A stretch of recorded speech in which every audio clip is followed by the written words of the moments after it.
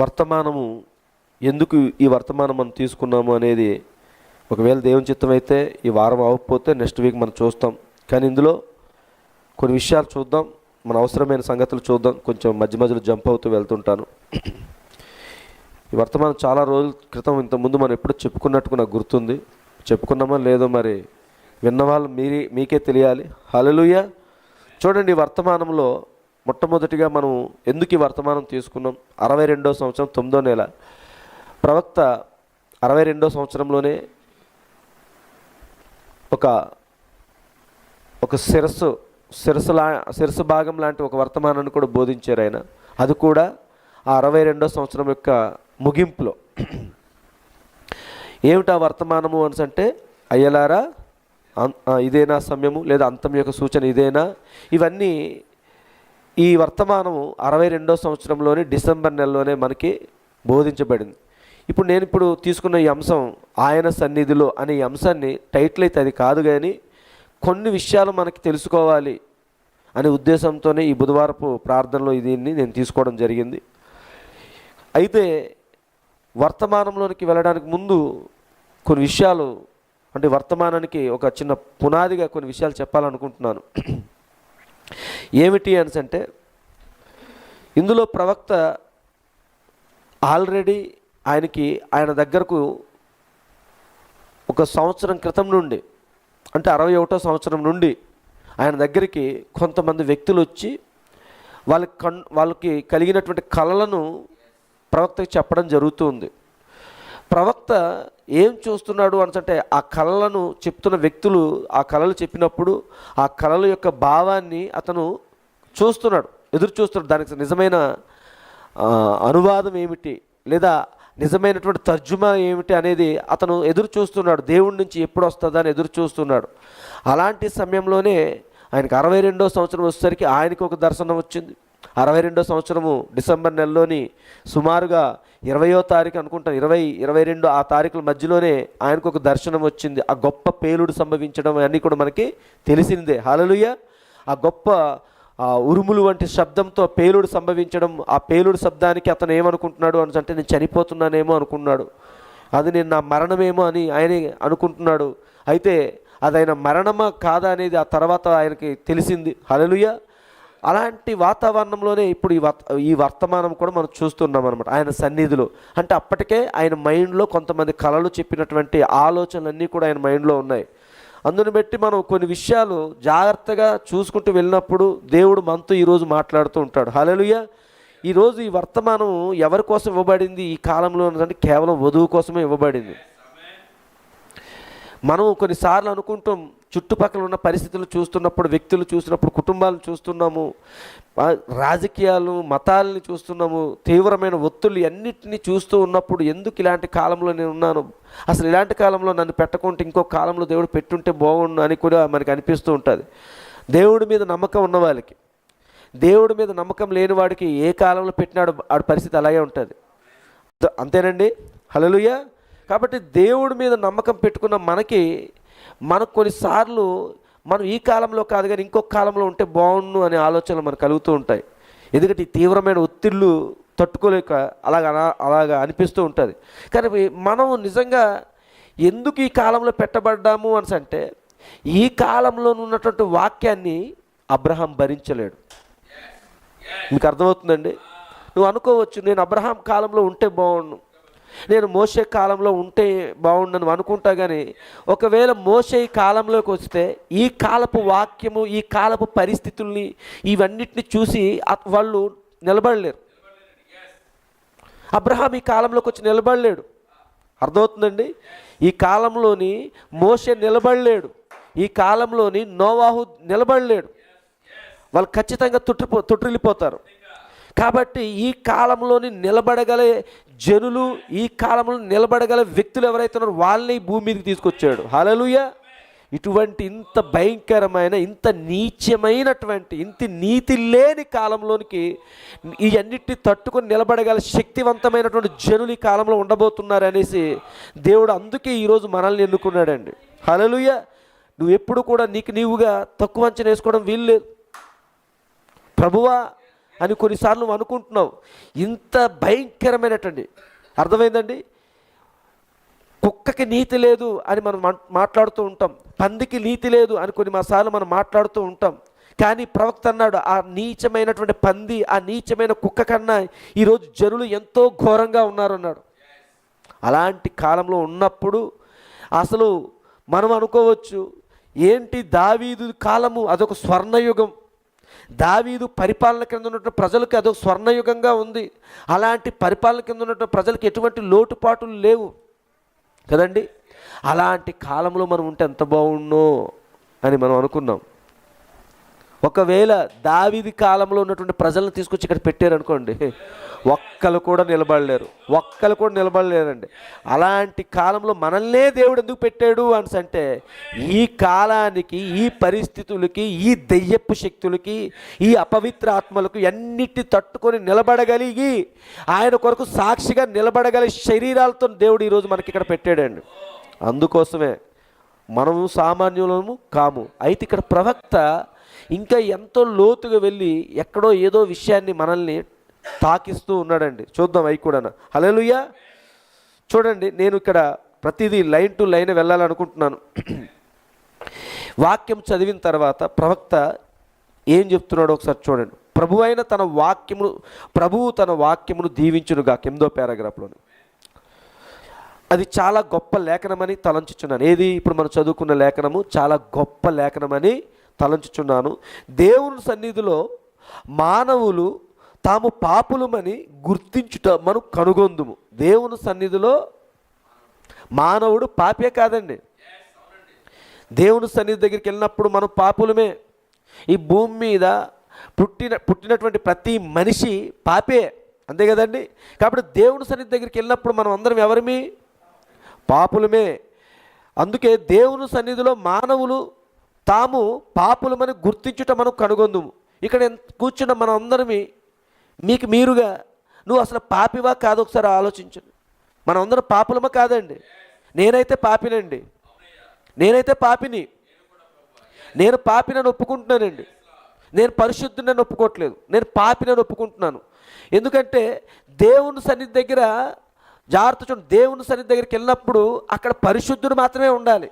అతి పరిశుద్ధమైన స్థలం దగ్గరికి వెళ్ళినప్పుడు అక్కడ ఎవరు ఉండాలి? పాపి నిలబడలేడు, పాపి అక్కడ ఉండలేడు. ఎవరుంటారు అక్కడ? పరిశుద్ధుడు మాత్రమే ఉంటాడండి. కానీ ఇక్కడ చూడండి, దేవుని సన్నిధి దగ్గరికి వచ్చినప్పుడు దేవుని సన్నిధిలో మానవులు తాము పాపులమని గుర్తించుట మనం కనుగొందుము. వివిధ స్థలములలో ఉన్నప్పుడు మనము మంచిగా ఉన్నామని తలంచుదుము. ఎక్కడ? ఇప్పుడు మా ఆఫీసులోని నేను నిలబడ్డాను, అక్కడ నేను మంచిగానే ఉన్నాను, నాకు ఎటువంటి రిమార్క్ లేదు. చూసారా? ఒక స్టూడెంట్స్ దగ్గర కానీ, నాతో పాటు పనిచేస్తున్నటువంటి కొలీగ్స్ దగ్గర కానీ, ఎవరి దగ్గర ఎవరు చూసినా అబ్బో మంచి వ్యక్తి, మా టీచర్ మంచి టీచర్, మా సార్ మంచి సార్. కాబట్టి అక్కడ నిలబడినప్పుడు నేను ఎలా ఉన్నాను? పరిశుద్ధుడిగానే ఉన్నాను, నా దగ్గర ఏ లోపం లేనివాడిగానే ఉన్నాను. హల్లెలూయా. ఎక్కడో సమాజం దగ్గరికి వెళ్ళాను, లేదా మా ఊరికి వెళ్ళాను, మా గ్రామానికి వెళ్ళాను, అబ్బో ఆ బ్రదరా చాలా మంచోడు, చాలా బాధ్యతతో ఉన్నాడు. సరే, ఊరిలో ఉన్నటువంటి ప్రజల దగ్గర నాకు ఎలాంటి పేరుంది? మంచి పేరే ఉంది. చూసారండి, నేను వెళ్ళినటువంటి ఆయా స్థలాల దగ్గరికి వెళ్ళినప్పుడు అక్కడ నాకు మంచి పేరే కనబడుతుంది. కానీ నేను దేవుడి సన్నిధి దగ్గరికి వెళ్ళినప్పుడు మాత్రము నేను పాపిని. ఈ భూమి మీద నేను ఎంతో పరిశుద్ధుడిగా ఉండొచ్చు, వేలెత్తి చూపించడానికి నా దగ్గర ఎటువంటి లోపాలు కనబడకపోవచ్చు. కానీ నేను దేవుడి సన్నిధిలోకి వెళ్ళి నిలబడినప్పుడు మాత్రము ఖచ్చితంగా నా దగ్గర ఏదో ఒక లోపం ఉంటుంది. కాబట్టి ప్రియమైన సంగమా, ప్రవక్త ఇక్కడ ఏ విషయాన్ని టచ్ చేస్తున్నాడో చూడండి. సరే, ఈరోజు మనం చాలా వరకు అనుకుంటాం, కొన్ని పరిస్థితులను బట్టి, మనకున్నటువంటి టాలెంట్లను బట్టి మనం ఏమనుకుంటే, నా అంతటోడు ఎవడూ లేడు, నాకున్న ఇంత జ్ఞానం ఎవరికీ లేదు, నాకేమిటి, నాకు ఒక మంచి ఉద్యోగం ఉంది, నాకేమిటి, నాకు మంచి పరపతి ఉంది, నాకు లోటు ఏమీ లేదు, తాత ముత్తాతలు సంపాదించిన ఆస్తులు నా దగ్గర ఉన్నాయి, నాకు కూర్చొని కూడా తినొచ్చు కాబట్టి అని చెప్పి మనకు అనుకుంటాం. కానీ దీనివల్ల నీ జీవితానికి ఎటువంటి మేలు లేదు. అందుకు కొద్ది ముందుకు వెళ్ళిన తర్వాత కొన్ని విషయాలు మనకి తెలుస్తాయి. వివిధ స్థలములలో ఉన్నప్పుడు మనం మంచిగా ఉన్నామని తలంచుదుము, మనము చాలా మంచిగా ఉన్నామని భావించుదుము. హల్లెలూయా. కానీ దేవుని యొక్క సన్నిధిలోనికి ఎప్పుడైనా మనం వచ్చిన ఎడల మనం ఎంత అల్పులమో చూడగలము. అక్కడికి వెళ్ళి నువ్వు కాలు ఎగరేస్తానంటే అవదు. అర్థమవుతుందండి? దేవుని సన్నిధి దగ్గరికి వచ్చినప్పుడు నువ్వు టీచర్వా, ఇంజనీర్వా, డాక్టర్వా, లేదా నేను మంచి బిజినెస్ మ్యాన్నా, లేకపోతే ఏదా కాదు. నువ్వు అక్కడ ఏమిటంట? అల్పుడివి. సరే అండి. ఏమనుకుంటారు చాలామంది, సొసైటీలో ఉన్నటువంటి ఆ ఆలోచనలతోనే సంఘాలకు కూడా వస్తూ ఉంటారు, చర్చిస్ కూడా వస్తుంటారు. బయట సొసైటీలో వాళ్ళకు మంచి పేరు ప్రఖ్యాతలు ఉంటాయి, కీర్తి ప్రతిష్టలు ఉంటాయి. అదే కీర్తి, అదే ఆ గొప్ప పలుకుబడి, వాటితోనే వీళ్ళు సంఘాలకు వచ్చి అలాగే మసలడానికి చూస్తూ ఉంటారు. కానీ నువ్వు ఎంత గొప్ప పేరు ప్రఖ్యాతలు పొందుకున్న వ్యక్తివి అయి ఉండొచ్చు, కానీ దేవుని సన్నిధిలోకి వచ్చినప్పుడు హల్లెలూయా నువ్వు జీరో అయితేనే అక్కడ హీరో అవుతావు. నువ్వు బయట ప్రపంచంలో హీరో ఉండొచ్చు, కానీ దేవుని సన్నిధిలోకి వచ్చినప్పుడు నువ్వు జీరో అవ్వాల్సిందే. హల్లెలూయా. దేవుని సన్నిధిలోకి నువ్వు వచ్చినప్పుడు నీవు ఇంకా నథింగ్, నీ దగ్గర ఏమి ఉండకూడదు. ఇంకా నేను టీచర్ని, నేను అది ఇది ఏది నీకు ఇక్కడ పనిచేయదు. హల్లెలూయా. సరే అండి. ఎవరైనా ఇక్కడ కూర్చోండి, మన సంఘంలోని కుర్చీలు లేవు, అందరికి మ్యాట్లే, కిందనే కూర్చున్నాం. సడన్గా ఎవరో వచ్చారు, మంచి ఉద్యోగస్తుడు, పరిచయం అయింది, సంఘానికి వస్తున్నాడు, పలుకుబడి ఉన్న వ్యక్తి. ఇప్పుడు ఆ వ్యక్తి మనతో పాటు కింద కూర్చోడానికి నేనేంటి, నా హోదా ఏంటి, నేను ఇప్పుడు ఇక్కడి నుంచి బయటికి వెళ్తే నాకు ఏసీ కారు ఉంటుంది, నేను బయటికి వెళ్తే నాకు ఒక డ్రైవర్ ఉంటాడు, అలాంటిది నేను ఇప్పుడు కింద కూర్చోవడం ఏంటి? సరే, నువ్వు కింద కూర్చోకపోతే ఇక్కడ కూర్చున్న ప్రతి ఒక్కరు ఎక్కడ కూర్చున్నారు అలాగే నువ్వు కూర్చోకపోయినట్లయితే నీకు అక్కడ సింహాసనం లేదు, నీకు అక్కడ కుర్చీ లేదు. ఇక్కడ నీ కుర్చీ కోసం నువ్వు పాకులాడినట్లయితే అక్కడ నీకు కుర్చీ ఉండదు. ఎక్కడ నువ్వు సింహాసనం కోసం పాకులాడినట్లయితే అక్కడ సింహాసనం ఉండదండి. హల్లెలూయా. అందుకే ప్రవక్త ఏమంటున్నాడు ఇక్కడ, మనము దేవుని యొక్క సన్నిధిలోనికి ఎప్పుడైనా మనం వచ్చిన ఎడల మనం ఎంత అల్పులమో చూడగలము. అందుకే తగ్గించుకోవటం. అల్పులం అంటే తగ్గించుకోవటం. కొద్ది కాలం క్రిందట ఏం జరిగిందో చూడండి. ప్రవక్త చిన్న ఎగ్జాంపుల్ తీసుకొని చెప్తున్నాడు. కొద్ది కాలం క్రిందట నా స్నేహితుడు ఒకరితో ఒక చోట నిలబడి ఉన్నాను. అతనిని క్రీస్తునొద్దకు నడిపించు భాగ్యము నాకు కలిగినది. బర్ట్ అని అతడు న్యూహాంషైర్ వాసి అంట, ఊరి పేరు అది. వేట సహచరుడు అంటే వేటాడడంలోని కొలీగ్ అనమాట. అడిరోండాక్ యొద్ద కోల్డ్ బ్రూక్ ఫాల్స్ యొద్ద నిలబడితిమి. ఆ ప్రాంతం దానిని చూచుటకు నా కుటుంబమును గత ఏడాది నేను తీసుకుని వెళ్ళాను. రహదారి గుండా దాన్ని చేరినప్పుడు ఎత్తైన పల్లము ఎక్కవలెను, అంటే పైకలాగా పర్వతముల నుండి అంత గొప్ప శక్తితో నీలపు పచ్చని నీరు రాళ్ళ మీదకు పడుట చూసాం. అంటే మంచి జలపాతాలు అనమాట, చక్కని కొండల్లో నుంచి పారుతున్నటువంటి జలపాతాలు చూస్తున్నాం. పర్వతముల నుండి అంత గొప్ప శక్తితో నీలపు పచ్చని నీరు రాళ్ల మీద పడుట చూసాము. బట్ అక్కడ నిలబడి నా వైపు చూచి ఇట్లా నేను ఏమన్నాడంట, చూడు బిల్లి, ఇది మానవుని చిన్నవాడు అను భావనకు నడిపించును.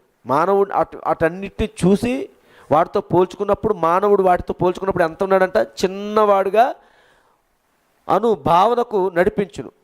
అతడు తన వ్రేళ్ల మీద పావు అంగుళమును కొలిచెను. ఇలాగా ఇప్పుడు ఏదో ప్రాంతం ఏదో చూస్తున్నాడు, దాన్ని కొలిసినప్పుడు ఇలా వేలుతో ఇలాగా ఎంత ఉందా, కరెక్ట్గా ఎంత ఉందా, ఇంతే ఉంది, అంగుళం ఉంది అని చూస్తుంటే కదా, అలా చూస్తున్నారనమాట. నేనిట్లు చెప్పాను, అది నిజం. బట్ ఇప్పుడు దేవుని యొక్క సృష్టిని చూచుట ద్వారానే అతడు ఆయన సన్నిధిలోనికి వచ్చాను. హల్లెలూయా. అతనికి తెలిసిందంతయు అదే. ఇప్పుడు ప్రవక్త మెల్లగా ఎక్కడికి వెళ్తున్నాడు చూడండి. నీవెంత గొప్పవాడవు అని వ్రాసిన వానిని గూర్చి నేను ఆశ్చర్యపడుచుందును. ఒక రాత్రి అతడు నక్షత్రముల వైపు చూచి అవి ఎంతో దూరంలో ఉండుట చూచి అలాగని ఉండును. కొన్ని నెలల క్రితం సహోదరుడు వుడ్స్, నేను అరిజోనా ఎడారిలో సహోదరుడు మెక్నెల్లీతో నిలబడి ఉన్నాను. అతడు ఒక నక్షత్రము మరి ఒక దానికి ఎంత సమీపంలో ఉన్నదో లెక్కించుటకు ప్రయత్నించుచుండెను. నక్షత్రాలు చూస్తున్నాడు. అవి మిలియన్లు బిలియన్లు మైళ్ళ దూరంలో ఉన్నవి కానీ ఒకదానికొకటి పావు అంగుళము, ఎంతండి, పావు అంగుళము దూరంలో ఉన్నట్లు మాత్రమే చూపించును. అంతేనండి. మనం మేడ మీదకి వెళ్ళినప్పుడు నైట్ టైం ఆకాశంలో నక్షత్రాలు చూస్తూ ఉన్నప్పుడు పక్కనే నక్షత్రాలు కనిపిస్తూ ఉంటాయి. మనం ఇక్కడ నుంచి చూస్తూ ఉంటే పక్కనే ఉంటాయి. మనం ఒక్కొక్కసారి వేలు పెట్టి చూస్తే వాటి మధ్య డిస్టెన్స్ ఎంత కనబడుతుంది? ఒక అంగుళం అంత డిస్టెన్స్ కనబడుతూ ఉంటుంది. చాలా పక్కనే ఉన్నట్టు కనిపిస్తుంటాయి. అంతేనా? ఈరోజు ఆకాశంలో నక్షత్రాలు, ఎక్కడో నక్షత్రం కనబడుతుంది, ఎక్కడో ఒక నక్షత్రం మనకు కనబడుతుందండి. పక్కనే కొన్ని వందల నక్షత్రాలు చూస్తూ ఉంటాయి. పక్కనే ఉంటాయి. ఒక్కొక్కటి పక్కన జిల్కు వెలుగుతూ ఉంటాయి. అంతేనా? కానీ ఇక్కడ ప్రవక్త ఏమంటున్నారు చూడండి. నక్షత్రములకు మనం ఎంత దూరం ఉన్నామో, అంటే ఆ నక్షత్రం నుంచి మనం ఇక్కడ ఎంత దూరం ఉన్నామో అంతకన్నా ఎక్కువ దూరంలో అవి అక్కడ ఉన్నవి. అంతేనండి. అంటే పక్కనే నక్షత్రాలు కనబడుతున్నాయి. కానీ ఆ నక్షత్రాలు, అంటే ఇప్పుడు ఒక నక్షత్రం మనకు కనిపిస్తుంది, అది ఎంతో దూరంగా ఉంది. మనకి ఆ నక్షత్రం ఎంతో దూరం ఉంది. కానీ ఆ పక్కన ఉన్న నక్షత్రాలు చూసారండి, అసలు అవంట మనకి ఆ నక్షత్రానికి దూరం ఎంత ఉందో దానికన్నా కొన్ని ఇంకా దూరంలోనే ఉన్నాయి.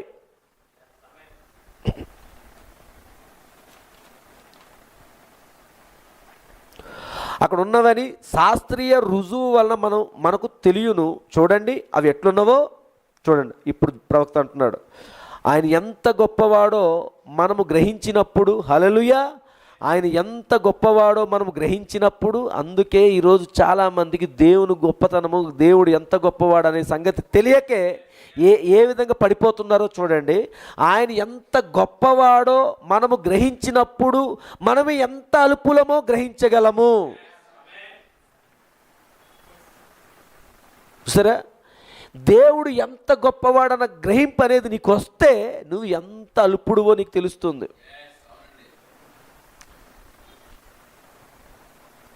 ఆయన సన్నిధికి ఎంత దగ్గరగా వచ్చుదుమో అంత ఎక్కువగా అది గ్రహించుదుము. హల్లెలూయా. దేవుని యొక్క సన్నిధిలోనికి ప్రజలు వచ్చినప్పుడు అది వారి మీద ఏదో ఒక విధముగు ఫలితమును చూపును. నా సేవలో అట్టి సమయమును చూశాను. దేవుని యొక్క సన్నిధి అంత పెద్ద స్థలములోనికి వచ్చి ఒక వ్యక్తి యొక్క జీవితమును బయలుపరిచి వారు జరిగించిన అవినీతి క్రియలన్నింటినీ మరియు సమస్త పాపమును బయటపెట్టును. దేవుని సన్నిధి ఏం చేస్తుంది చూడండి. తెల్లని వస్త్రాలు వేసుకున్నటువంటి ప్రజలు ఏదో ఒక ఆడిటోరియంలోని అందరు పోగయ్యారండి, అందరు కూడా. ఇంకో వ్యక్తి కూడా తెల్లని వస్త్రాలే వేసుకున్నాడు. కానీ ఆ తెలుపుదనం అనేది ఈ మిగతా వాళ్ళతో పోల్చుకున్నప్పుడు అంత తెలుపుగా లేవు. అది తెల్లని వస్త్రమే, కానీ అంత బ్రైట్నెస్ లేదనమాట. ఎక్కడ కొంచెం ఇప్పుడు చూడండి టీవీల్లో ఆటలో ఈ టైడ్ ఈ ఉంటాయి కదా, వాటి కోసం యాడ్ ఇచ్చినప్పుడు వైట్ షర్టే ఉంటుంది. ఆ టైడ్ ఇలాగ వెళ్ళినంటే అక్కడ వైట్గా వచ్చేస్తుంటుంది. వాడు వేసుకున్నది వైట్ షర్ట్, ఆ టైడ్కి సంబంధించిన ఏదో వెళ్ళిన వెంటనే ఏమవుతుంది, వైట్ షైన్గా వచ్చేస్తుంది, ఇంకా మెరుస్తూ ఉంటుంది. అలాగే వాడు వేసుకుని వచ్చిన షర్ట్ కూడా వైట్దే, కానీ వాళ్ళ దగ్గర ఉన్నప్పుడు ఆ వైట్ అనేది, ఆ తెల్లదనం అనేది అంతగా కనబడట్లేదు. దాన్ని బట్టి ఏమిటి అని అంటే వాడిని ఈజీగా ఐడెంటిఫై చేసేవచ్చు, వాడిని ఈజీగా కనిపెట్టవచ్చు అండి. హల్లెలూయా. అలాగే దేవుడు సన్నిధిలో, దేవుడు అనగానే పరిశుద్ధుడు. హల్లెలూయా. ఆయన సన్నిధిలో ఉన్న ప్రతీది కూడా పరిశుద్ధమైనదే. అంత పరిశుద్ధ సింహాసనం పరిశుద్ధమైనదే. చూసారండి, ఆ స్థలం అంతా కూడా పరిశుద్ధమైనదే. అక్కడ శరాపులు పరిశుద్ధమైన వారే, అక్కడ కెరూబులు పరిశుద్ధమైన వారే, అక్కడ 4 జీవులు పరిశుద్ధమైనవే, అక్కడ సింహాసనం చుట్టూన్నటువంటి 24 పెద్దలు పరిశుద్ధమైన వారే కదండి. అంతా పరిశుద్ధమైన దాంట్లో, అంత పరిశుద్ధమైన వాతావరణంలోనికి ఒక మనుషుడు వెళ్ళాడు అనుకోండి, సరేండి, ఒక మనిషి, ఒక పాపిగా ఉన్న మనిషి అక్కడికి వెళ్ళాడు అనుకోండి, నిలబడడానికి అవకాశం లేదు అక్కడ. ఎందుకు అంటే నీ జీవితం అక్కడ కనబడుతూ ఉంది. అసలు మనం పాపులము కదా, దేవుని సన్నిధిలో నిలబడడానికి మనకి ఏ యోగ్యత లేదు. కానీ దేవుని సన్నిధిలో నిలబడడానికి దేవుడు ఒక యోగ్యతనిచ్చాడు. ఆ యోగ్యత ఏమిటి అంటే యేసు ప్రభు వారు కలువరి శిలువలో ఆయన మన కొరకు కార్చినటువంటి రక్తమే. హల్లెలూయా. ఆయన చిందించినటువంటి రక్తం అనే గుర్తు కింద మనం ఉండాలి, అంతేనండి.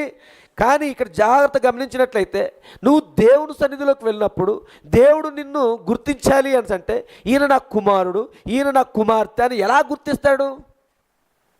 ఎలా గుర్తిస్తాడు తెలుసా అండి? ఆ కుమారుడు కుమార్తెలోని క్రీస్తాత్మ ఉంటేనే.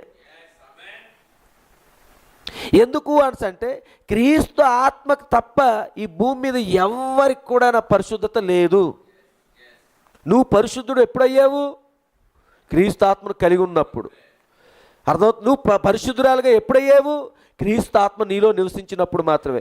క్రీస్తు ఆత్మ నీలో నివసించుట ద్వారా, ఎత్తబాటు అనే కార్యము ద్వారా దేవుని సన్నిధిలో దేవుని సింహాసనం దగ్గర నువ్వు నిలబడినప్పుడు ఆయన అప్పుడు నిన్ను చూడ్డు, నీలో ఉన్న క్రీస్తుని చూస్తుంటాడు. కాబట్టి రెండు మ్యాచ్ అయిపోతాయి. ఆయన పరిశుద్ధుడే, నీ లోపల ఉన్నవాడు పరిశుద్ధుడే. కాబట్టి రెండు ఏమవుతున్నాయి? రెండు కలుస్తున్నాయి అన్నమాట. హల్లెలూయా.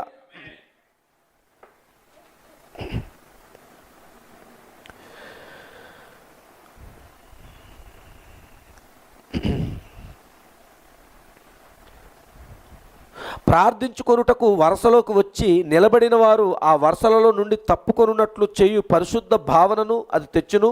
ఆయన సన్నిధిలోనికి వచ్చి ముందుగా వేదిక మీదకి పరుగడి వెళ్ళి దేవునితో సరిచేసుకొనున్నట్లుగా అది చేయును. చూడండి, దేవుని యొక్క సన్నిధిలోనికి వచ్చుట వలన సంగతులు జరుగును. మంచములలోను పడకల మీదను పడి ఉన్న వారిని నేను చూశాను. ఏం చెప్తున్నాడు ప్రవక్త ఇక్కడ? నీకు ఒక స్వస్థత కానీ లేదా దేవుడి నుంచి నువ్వు ఏదైనా కోరుకున్నట్లయితే దేవుడిని సమీపించినప్పుడు ఆయన సన్నిధిలోనికి నువ్వు వెళ్ళినప్పుడు ఎలా ఉండాలి తెలుసా అండి? ఖచ్చితంగా ఇక్కడ ఆయన ఏం చెప్తున్నాడు? సరిచేసుకోవాలి. దేవునితో నువ్వు సరిచేసుకోవాలి. హల్లెలూయా. దేవునితో నువ్వు ఎన్నడూ సరిచేసుకోలేనంత కాలము దేవునికి నీకు సంబంధము లేదు. అసలు నువ్వు దేవుని సన్నిధిలో లేవు. కారణం ఏమిటి తెలుసండి? దేవుని సన్నిధిలో నిలబడాలి అంటే నువ్వు పరిశుద్ధుడిగా ఉండాలి. నువ్వు పరిశుద్ధురాలిగా ఉంటేనే దేవుని సన్నిధిలో నిలబడతావు. దేవుని సన్నిధిలో నిలబడి ఏం చేస్తావు? దేవుని సన్నిధికి మొరపెడుతూ ఉంటావు.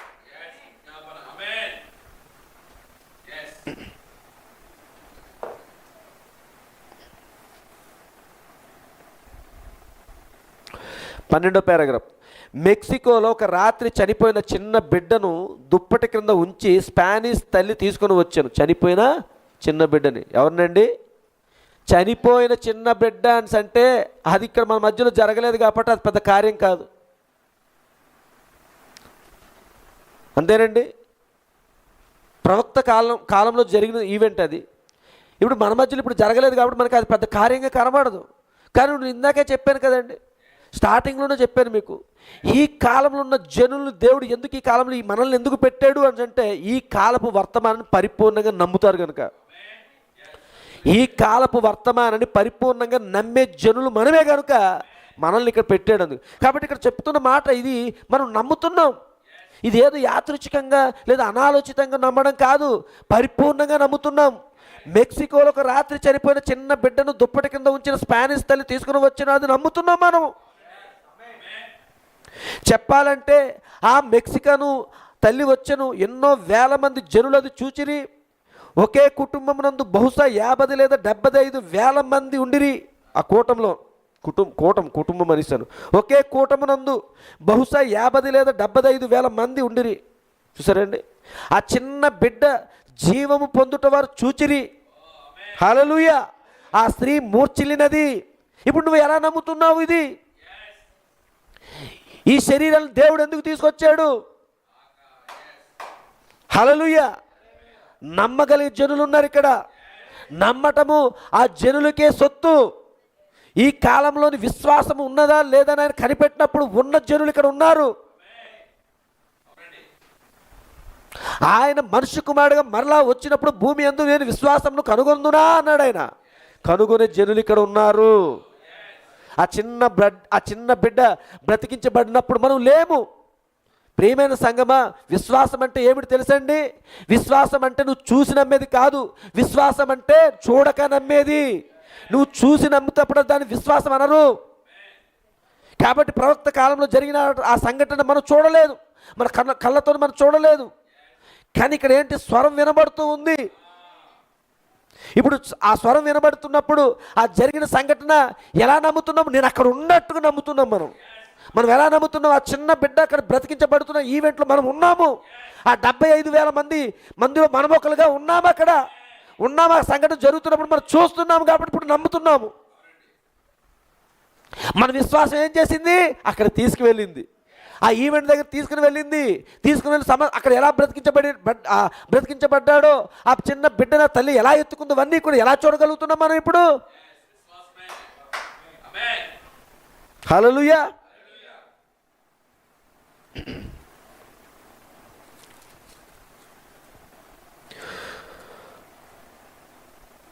ఆ చిన్న బిడ్డ జీవం పొందుట వారు చూచిరి. ఆ స్త్రీ మూర్ఛిల్లినది. ప్రజలు చేతులెత్తి కేకలు వేసిరి. ఎందుకు? ఒక మానవ మాతృడు అది చెయ్యలేడని వారు గ్రహించిరి. హల్లెలూయా. మనం ఎక్కడికి ఏం చూడడానికి వెళ్ళని తెలుసా అండి? ఒక మానవ మాతృడు చెయ్యలేని కార్యం. మరి ఎవరు చేశారు ఆ కార్యము? దేవుడే. హల్లెలూయా. అంటే ప్రియమైన సంగమా, మన విశ్వాసం ఇప్పుడు ఎక్కడ తీసుకెళ్ళింది? దేవుడు చూపించింది. సరే, విశ్వాసం గల జనులు ఇక్కడ ఉంటారని ప్రవక్త అన్నాడా? ఈ కాలంలోని ఎన్నడూ తప్పిపోని ఒక జనాంగం ఉంటుందని, వాక్యంలోనే నిలబడి ఉంటుందని, ఎన్నడూ వాక్య విషయంలో రాజీ పడని ఒక జనాంగం ఉండబోతున్నారని ప్రవక్త మాట్లాడాడు. కాబట్టి ప్రియమైన సంఘం, ఆ జనాంగం ఇప్పుడు ఇక్కడ ఉండి ఏం చేస్తుంది అంటే ఆ కార్యాలని, జరిగినటువంటి ఆ కార్యాన్ని విశ్వాసం ద్వారా అక్కడికి వెళ్ళి ప్రతి కార్యాన్ని స్వాధీనం చేసుకుంటున్నాం మనం. ఆ కార్యాన్ని మనం కథల్లా వినట్లేదు. ఇక్కడ కథల్లా వినేది సంఘశాఖ, కథల్లా ఉన్నది సంఘశాఖ వాళ్ళ యొక్క ఆలోచనలు. ఇది కథలు కాదండి. విశ్వాసం ద్వారా అక్కడికి వెళ్తున్నాము. విశ్వాసం ద్వారా పుల్పిట్ దగ్గర నిలబడినటువంటి మన సహోదరుడు బ్రెనహం గారిని చూస్తున్నాము. విశ్వాసం ద్వారా ఏం జరుగుతుంది? ఆ తల్లి, ఆ స్పానిష్ తల్లి వచ్చి ఆ బిడ్డను తీసుకుని వస్తూ ఉంటే చూడగలుగుతున్నాం. విశ్వాసం ద్వారా అయ్యో ఇలాంటి పరిస్థితి వచ్చిందంటే తల్లికి అని అనుకుండొచ్చు మనం. విశ్వాసం ద్వారా ఆ బిడ్డ బ్రతికించబడిన కార్యం చూసి అప్పుడే మనం ఏం చేస్తాము? హల్లెలూయా చెప్పాము, ఆమేన్ చెప్పాము. దేవునికి మహిమ ఘనత చెల్లునుగా కానీ పలుకుతున్నాం. ఇవన్నీ ఎప్పుడు జరుగుతున్నాయి? విశ్వాసం ద్వారా కార్యాలు ఆల్రెడీ అప్పుడే మనం చేసాం.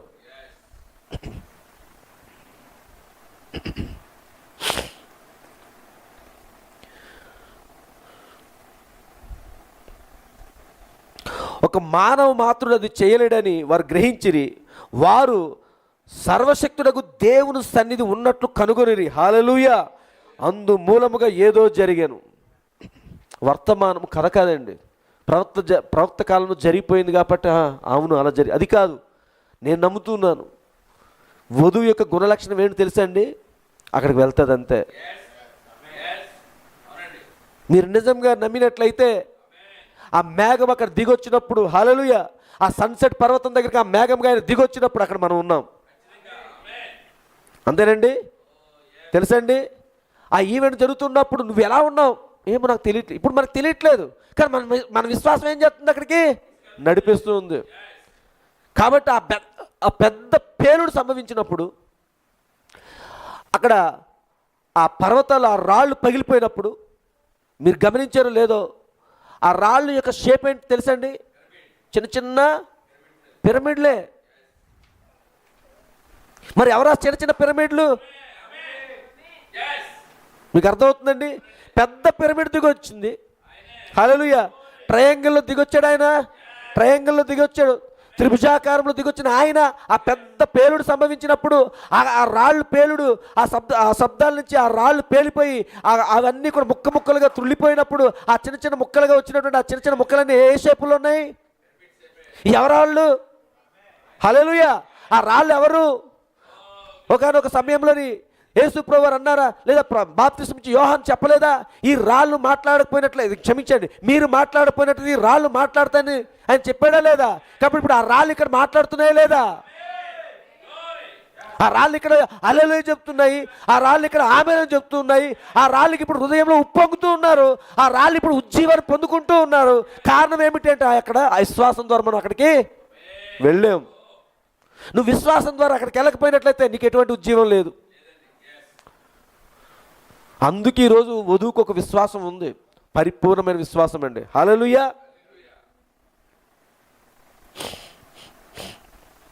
13వ పారాగ్రాఫ్. భక్తిగల దైవజనులు మాట్లాడగా విను భాగ్యము నాకు దొరికినది. ఓకే, ఒకసారి చార్లెస్ ఫిన్నీ గురించి చెప్పబడిన సంగతి ఇది. అతడు చాలా చిన్న మనిషి. ఎన్నడూ అతడు 100 పౌండ్ల కంటే, కరెక్టేనది,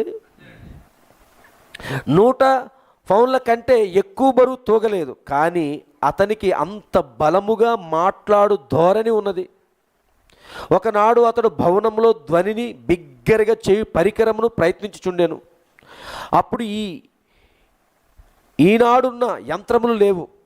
పైన బాల్కిన్లో ఒక వ్యక్తి దానిని మరమ్మత్తు చేయుచుండెను. ఆ వ్యక్తి లోనికి వచ్చుట ఈయన వినెను గాని వారెవరో తెలియనందున మౌనంగా ఉండెను. శ్రీ ఫిన్నీ ఆ ధ్వని యంత్రమును ప్రయత్నించుచుండెను. తాను జరపనై ఉన్న ఆ ఉజ్జీవము కొరకు ఎక్కువ సమయం ప్రార్థనలో గడిపి ఉండెను. ఆయన తన స్వరము ఎట్లుండునో చూడ ప్రయత్నించుచుండెను. ఆయన వెంటనే వేదిక ఎదుకు వెళ్ళి ఇట్లనెను, మారు మనసు పొందుడి, లేని ఎడల నశించెదరు. అతడు దానిని ఎంతో బలముగా పలికెను. దేవుని యొక్క అభిషేకం కింద నుండిన తర్వాత అది పలికెను. దేవుని యొక్క అభిషేకం కింద ఉండి పలికెను. ఒక వ్యక్తి బాల్కనీ మీద నుండి నేల మీదకి పడెను. భవనం పైనుండి నేల మీదకి పడెను. 14. అతడు సువార్తను బోధించిన తీరు ఎంతో గొప్పగా ఉండెను. అతడు ముస్సాచుసెట్స్లోని బోస్టన్లోని ఒక చిన్న కిటికీ యొద్ద నిలబడి ఉండెను. ఎందుకనగా అతను బోధ వినుటకు వచ్చిన జనులకు ఏ చర్చి చాలకుండెను. అతడు ఎంతో శక్తితో నిలబడి నరకం ఎట్టితో బోధించెను. పని చేయుచున్న మగవారు తమ చేతులతో బుట్టలతోనే వీధుల్లో పడిపోయి కృప కొరకు కేకలు వేయిచుండిరి. వాక్యం వాళ్ళకి తాకుతున్నప్పుడు, వారు హృదయాల్లో మండుతూ ఉన్నప్పుడు వారు ఒప్పుకుంటున్నారు, వారు చేసిన పాపాలను ఒప్పుకుంటూ ఉన్నారు. పరిశుద్ధాత్మ చేసే కార్యం అదే. నీలో నీ చేసిన ప్రతి పాపాన్ని ఒప్పింపజేస్తూ ఉంటే దేవుని యొక్క సన్నిధి చెప్తున్నాడు, కేకలు వేస్తూ ఉన్నారు. దేవుని యొక్క సన్నిధి, గొప్ప ప్రసంగికులు దేవుని యొక్క వాక్యపు శక్తిని బట్టి దేవుని సన్నిధిని ప్రజల యొద్దకు తెచ్చిరి. దేవుని యొక్క సన్నిధిని ప్రజల యొద్దకు తెచ్చిరి. దేవుని యొక్క సన్నిధిని గుర్తించలేకుండా తమ హృదయములతో వాత వేయబడిన వారు దానికి దూరముగా లేకుందురుగాక, అది దూరమగునుగాక. హల్లెలూయా. 15వ పారాగ్రాఫ్. మొదటి మానవుడు పాపం చేసి ఏదో తప్పు చేసిన వెంటనే, ఈరోజు మొదటి మానవుడికి ఇప్పుడున్న మానవుడికి తేడా కూడా ఇక్కడే ఉంది. మొదటి మానవుడు పాపం చేసి ఏదో తప్పు చేసిన వెంటనే దేవుని సన్నిధిలోనికి వచ్చి నిలబడలేకపోయాను. తప్పు చేసి చూసారండి, ఆదాము దైవ సన్నిధిలో ఉండలేకపోయాను. అతడు పరిగెత్తి వెళ్ళి పొదలో దాగుకొనెను. ఎక్కడికి వెళ్ళిపోయాడు? ఎందుకు? దేవుని సన్నిధి, దేవుడి దగ్గరికి. ఎప్పుడు దేవుడు సాయంకాల సమయంలో ఆదాం దగ్గరికి వచ్చినప్పుడు ఎలా వెళ్ళేవాడు? తండ్రి ఆఫీస్ నుంచి సాయంత్రం ఇంటికి వెళ్ళినప్పుడు పిల్లవాడు ఏం చేస్తాడు? పరిగెట్టుకుంటూ వెళ్ళి, నాన్న ఏడు తెచ్చావు నాన్న, నాకు ఈరోజు ఏం తెచ్చావు అనేసి పరిగెట్టుకుని వెళ్తుంటాడా లేదా? అలా వెళ్ళాల్సినటువంటి ఆదాము అలాగే వెళ్ళేవాడు, ఎప్పుడు అలాగే వెళ్ళేవాడు. కానీ ఈసారికి దేవుడు తండ్రి అక్కడికి వచ్చాడు. ఆయన సాయంకాల సమయంలో ఆ చల్లపూట వచ్చాడు. ఆయన వాళ్ళ దగ్గరికి వచ్చి ఎప్పుడులాగే అలవాటు ప్రకారంగా నా కుమారుడు పరిగెట్టుకుంటూ వస్తాడన్నట్టుగానే వెళ్ళాడు ఆయన. కానీ ఆదాము అక్కడ లేడు, పొదల్లో దాక్కొని ఉన్నాడు. ఎందుకు? దేవుడు సన్నిధిలోనికి వెళ్ళకుండా, దేవుడు సన్నిధిలో నిలబడలేకుండా పొదల్లో ఎందుకు దాక్కున్నాడు అని అంటే, ఇప్పుడు ఏం జరిగింది అని అంటే, ఒకప్పుడు ఆదాము పరిశుద్ధుడు, ఇప్పుడు పాపిగా మారిపోయాడు. ఈరోజు నీవు కూడా, నువ్వైనా నేనైనా ఎవరమైనా కానీ దేవుని సన్నిధిలో నిలబడాలి అంటే పరిశుద్ధులుగానే ఉంటేనే నిలబడగలమండి.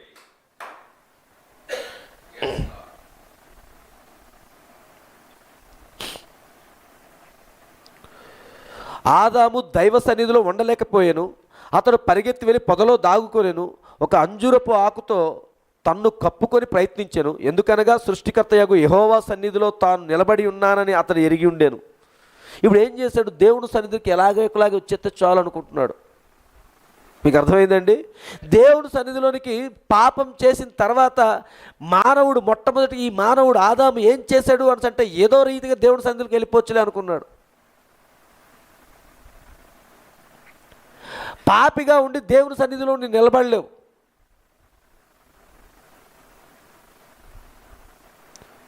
ఇంకో మాట, నువ్వు నిలబడగలుగుతున్నావు అంటే అది దేవుని సన్నిధి కాదు. ఇది కూడానా? పాపిగా ఉండి దేవుని సన్నిధిలోకి నువ్వు నిలబడలేవు. పాపం చేసి కూడా నేను దేవుని సన్నిధిలో ఉంటున్నాను అని అనుకుంటే అది దేవుని సన్నిధి కాదు. ఇంత దేవుని సన్నిధి ఏంటిది? మనం ఇదే అని నేను చెప్పడానికి ఇక్కడ నేను నిలబడలేదు, కానీ ఈ సందర్భం తీసుకుంటున్నప్పుడు దేవుని సన్నిధి ఒక విధంగా చూసినప్పుడు దేవుని సన్నిధి ఏమిటి అని అంటే మన హృదయం. మానవుని యొక్క హృదయమే దేవుని యొక్క సన్నిధి. అర్థమవుతుంది కదండి? కాబట్టి ప్రియమైన సంగమా, నేను ఒక తప్పు చేసినప్పుడు, నేను ఒక పాపిగా గుర్తించబడినప్పుడు, ఒకప్పుడులాగా నేను దేవుని సన్నిధిలోకి వెళ్ళిపోదాము అని అంటే నా హృదయం నన్ను గద్దించాలి. నా హృదయం నాకు గద్దింపునివ్వాలి. నా హృదయం ఒకవేళ దేవుని సన్నిధిలో నిలబడినప్పుడు నా హృదయం నన్ను గద్దించట్లేదు, నేను బాగానే ఉన్నాను, నేను పరిశుద్ధుడినే, నేను నీతిమంతుడినే అని నేను అనుకున్నట్లయితే అసలు నేను దేవుని సన్నిధిలో లేను.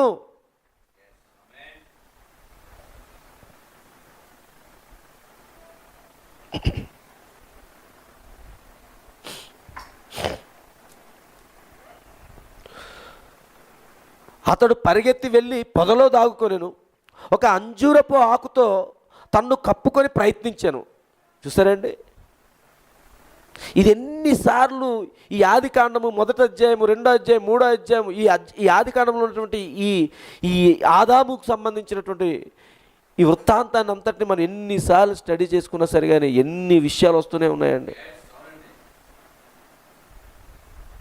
ఒక మనిషి ఎప్పుడైతే దేవుని సన్నిధి దూరం అవుతాడో, ప్రవక్త అంటున్నారు, అక్కడి నుంచి మొదలవుతుంది. ఏం మొదలవుతుందో తెలిసిన దేవుని సన్నిధికి ఎలాగైనా రావాలి.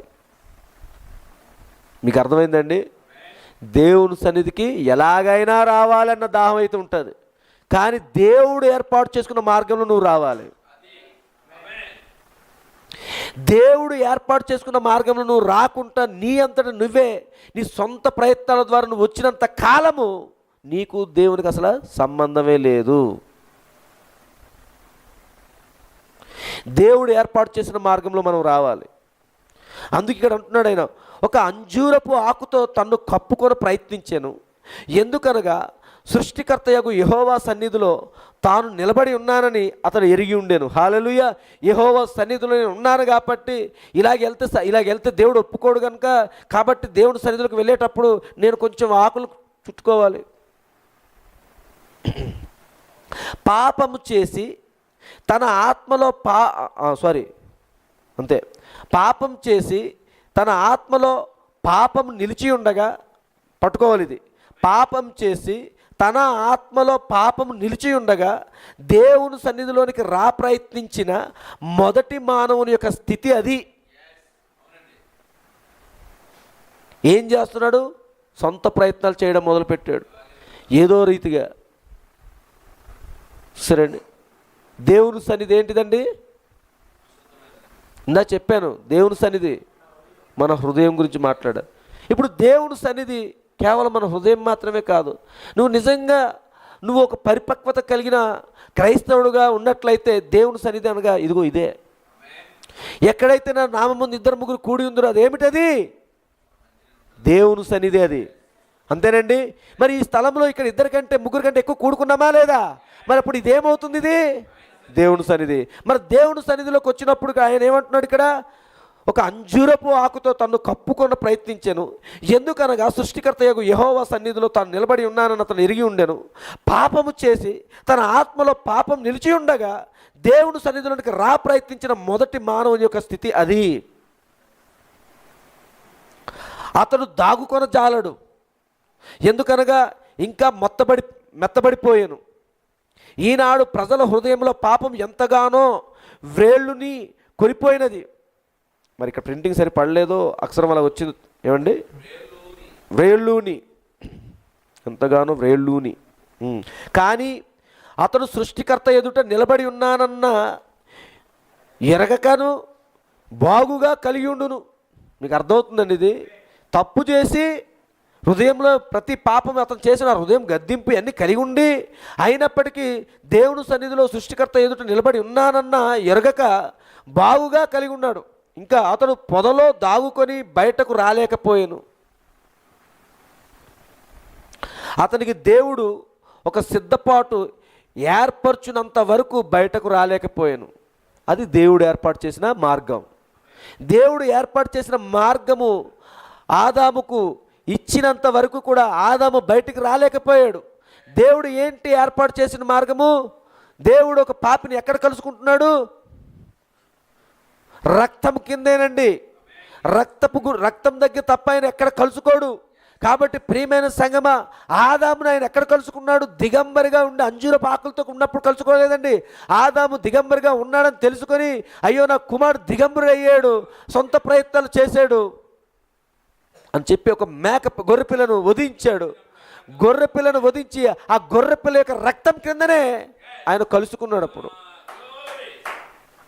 అప్పటికి అది తాత్కాలికమైన పరిష్కారం. అది తర్వాత ఆయన అంటున్నాడు, చూడండి 16వ పారాగ్రాఫ్, మనము వెనక్కి వెళ్ళి ఆదికాండము 17వ అధ్యాయము 3వ వచనం చూద్దాం. గొప్ప పితరుడగు అబ్రహాము, ఒకసారి చూద్దామా? 17వ అధ్యాయము 3వ వచనం.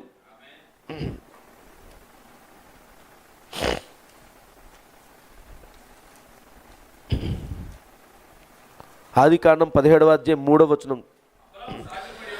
అబ్రహాము సాగిలిపడి ఉండగా, క్షమించండి, అబ్రాము సాగిలిపడి ఉండగా దేవుడు అతనితో మాట్లాడి, ఇదిగో నేను నియమించిన నా నిబంధన నీతో చేసి ఉన్నాను, నీవు అనేక జనములకు తండ్రి వగుదువు. ఇక్కడ ప్రవక్త ఏం తీసుకున్నాడో చూద్దాం. అందులో 17వ అధ్యాయం 1వ వచనం నుంచి చూసినట్లయితే, అబ్రాము 99 ఏండ్ల వాడైనప్పుడు యెహోవా అతనికి ప్రత్యక్షమాయను. నేను సర్వశక్తిగల దేవుడను. సర్వశక్తిగల దేవుడు అంటే ఓమ్నిపోటెంటా?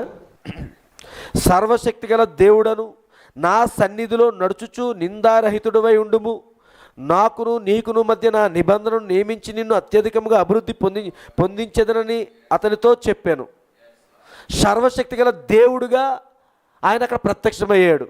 ఇప్పుడు దేవుని సన్నిధి అక్కడ ఏంటిది? సర్వశక్తి గల దేవుడు. ఆ దేవుని సన్నిధిలోనికి ఇప్పుడు అబ్రహాం వచ్చాడు. ఇప్పుడు అంతేనండి, దేవుని సన్నిధిలోకి ఇప్పుడు ఎవరు వచ్చారు? అబ్రహాం వచ్చాడు. మరి దేవుని సన్నిధిలోనికి అబ్రహాం వచ్చినప్పుడు ఎలా వచ్చాడు చూద్దాం. వచ్చిన తర్వాత ఏం జరిగింది? మనము వెనక్కి వెళ్ళి ఆదికాండము 17వ అధ్యాయము 3వ వచనం చూద్దాము. గొప్ప పితరుడగు అబ్రహాము దేవుని సన్నిధిలోనికి వచ్చినప్పుడు సర్వశక్తుడగు దేవుని పేరట దేవుడు అతనితో మాట్లాడాను. హల్లెలూయా. అబ్రహాము సాష్టాంగపడెను. ఆ గొప్ప పితరుడు, దేవుని సేవకుడు దేవుని యొక్క సన్నిధిలో నిలవజాలలేకపోయాను. చూసారండి, దేవుని యొక్క సన్నిధిలోకి వచ్చినప్పుడు అబ్రహాము అంత గొప్ప వ్యక్తే, గొప్ప సేవకుడే, విశ్వాసులకు మూల పురుషుడు. అయినప్పటికీ దేవుని సన్నిధిలోకి వచ్చినప్పుడు ఎలా ఉన్నాడంట? నిలవలేక. చూసారండి, దేవుని యొక్క సన్నిధిలో నిలవజాలలేకపోయాను. అతను నమ్మకముగా 25 సంవత్సరాల పాటు దేవుణ్ణి సేవించిన వాడే. కానీ దేవుడు అతని సముఖంలోనికి కదిలి వచ్చినప్పుడు పితరుడు సాష్టాంగపడెను, ఎందుకనగా దేవుని సన్నిధి యందు అతడు నిలవలేకపోయెను. ఎవరు ఇతను? అబ్రహాం ఎటువంటి సాక్ష్యం కలిగి ఉన్నాడు? విశ్వాసులకు తండ్రి. విశ్వాసులకు తండ్రి అయినవా ఆయనే దేవుని సన్నిధిలో నిలవలేక సాష్టాంగ పడినట్లయితే మనమెంత? కానీ మనం ఈరోజు ఏం చేస్తున్నాము? మెడలు వంచని వారిగా ఉంటున్నాం. నాకు అది తెలుసు, నాకు ఇంత తెలుసు, నాకు ఎన్ని సంవత్సరాల అనుభవం ఉంది, నాకు అన్ని సంవత్సరాల అనుభవం ఉంది, నాకు దీని గురించి పట్టుంది, దాని గురించి పట్టుంది. ఇవన్నీ దేనికి?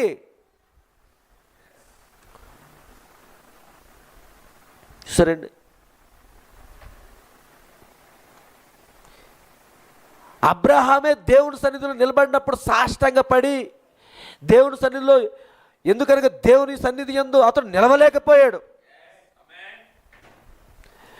దేవుని యొక్క ప్రవక్త మరియు గొప్ప దాసుడును అగు మోషే ఎడారి యొక్క వెనక వైపు ఉండుట మనం నిర్గమకాండ 3లో చూతుము. అతడు పరిశుద్ధుడును, అతడు ఒక ఉద్దేశం కొరకు జన్మించెను, ప్రవక్తగా నుండుటకే తన తల్లి గర్భమందు అతడు పుట్టెను. తన జనులను విమోచించుటకు తాను విద్యను నేర్చుకుని చేయగలిగినదంతయు చేయ ప్రయత్నించెను. ఎందుకనగా తాను ప్రజలను విమోచించవలసి ఉన్నానని అతనికి అర్థమయ్యేను. కానీ దానిని అతడు వేదాంతపు దృక్కోణంలో నుండి చూచెను. అతడు శిక్షణ పొందెను, అతడు బాగా పాండిత్యము నేర్చెను. ప్రపంచంలో అతి తెలివిగలవారైన ఐగుప్తీయుల జ్ఞానమును అతడు బోధించగలడు. అతనికి అన్ని మెలకువలు తెలియను. అతనికి ఆది నుండి అంతవరకు లేఖనములు తెలియను. దేవుడు చేసిన వాగ్దానములు అతనికి తెలియను. అతడు వాటిని మేధా దృక్కోణంలో ఎరిగి ఉండెను. మానవ జ్ఞానముతోనూ, అర్థమైందండి, మానవ జ్ఞానముతోనే ఎరిగి అటన్నిటి కూడా తెలుసుకున్నాడంట. అతడు వాటిని మేధా దృక్కోణంతో ఎరిగి ఉండెను. అతడు ఒక గొప్ప సైనికుడు. సరేండి, కానీ అబ్రహాం ఎలాగైతే దేవుడి సన్నిధిలో 25 సంవత్సరాలు ఎంతో గొప్ప విశ్వాసంతో ఉన్నటువంటి అబ్రహాము సర్వశక్తి గల దేవుడుగా తనను తాను బయలుపరుచుకున్నప్పుడు అబ్రహాం అతనికి సాష్టాంగపడి నమస్కరించాడు. ఇప్పుడు మోషే కూడా ఏంటి? కానీ ఎలాంటి వ్యక్తి మోషే? ఐగుప్తు దేశంలోని ఆ గొప్ప జ్ఞానవంతులతో ఉన్నటువంటి ఆ జ్ఞానంని మోషే పొందుకునే ఉన్నాడు. గొప్ప ఇంజనీర్. కానీ ఒక దినమున అతడు వెనక వైపున దేవుని యొక్క సన్నిధిలోనికి వచ్చినప్పుడు తన కాళ్ళ చెప్పులను విడిచెను. తాను పరిశుద్ధ స్థలం మీద నిలబడి ఉన్నానని ఎరిగి ఉండెను. అతడు దేవుని సన్నిధిలోనికి వచ్చినప్పుడు కాళ్ళ మీద నిలబడజాలలేకపోయాను. కానీ ఈరోజు మన పరిస్థితి ఏంటి? అంత మోషే ఎవరు? అబ్రహాం గురించి మాట్లాడాం, విశ్వాసులకు తండ్రి. మరి మోషే దేవుని ఇంటిలో నమ్మకస్తుడు. దేవుని ఇంటిలో నమ్మకస్తుడైన సాక్ష్యం పొందుకున్నటువంటి మోషేయే దేవుని సన్నిధిలోకి వెళ్ళినప్పుడు చెప్పులు విడిచాడు. చెప్పులు విడవడం అంటే ఏమిటి? తన పాత జీవితాన్ని విడిచిపెట్టమన్నాడు ప్రవక్త చెప్పాడు. అంతేనండి. మరి మోషే లాంటి గొప్ప సేవకుడే దేవుని సన్నిధిలోకి వెళ్ళి నిలబడినప్పుడు తన చెప్పులను విడిచినట్లయితే ఈరోజు మోషే కంటే మనం గొప్పవారమా? మనం ఎంతగా దేవుని సన్నిధిలో ఉండాలి, ఎంతగా మనం తగ్గించుకోవాలి.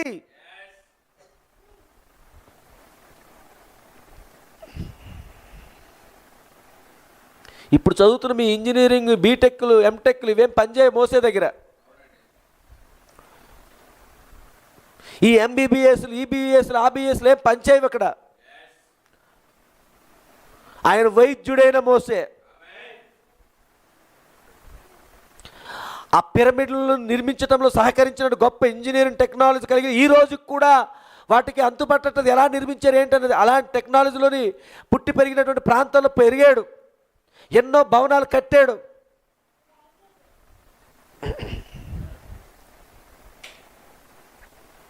ఎడారి లాంటి ప్రాంతంలో ఆ నైలు నది నుంచి ఆ నీటి ప్రవాహాన్ని ఎలా మరలించి పంటలు పండించాలి, అర్థమవుతుందండి? నేనేమైనా తప్పు చెప్తున్నాను అనుకుంటున్నారా? ఆలోచించండి. ఐగుప్తు దేశంలోనే ఏముంది? ఆహారం ఉంది. ప్రపంచమంతా కరువు వచ్చింది. ఎలాగొచ్చింది ఆహారము? నైలు నది, దాని యొక్క ఆ నైలు నది నిరంతరం పారుతుండడం వల్ల దాని ద్వారా పండినటువంటి పంటలు పండించడం ద్వారా కదా. మరి ఇంత టెక్నాలజీ అంతా కూడా ఎలాగొస్తుంది? ఇప్పుడే కదా మనం చదువుకున్న ఐగుప్తీయులు చాలా జ్ఞానవంతులు. మరి ఆ జ్ఞానాన్ని ఎవరు పొందుకున్నారు? మోషే పొందుకున్నాడు.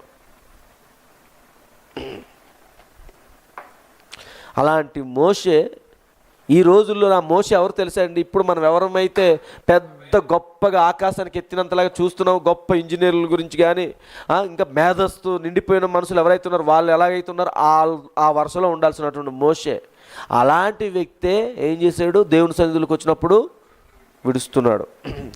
తాను పరిశుద్ధ స్థలం మీద నిలబడి ఉన్నానని ఎరిగి ఉండెను. అతడు దేవుని సన్నిధిలోనికి వచ్చినప్పుడు కాళ్ళ మీద నిలబడజాలలేకపోయాను.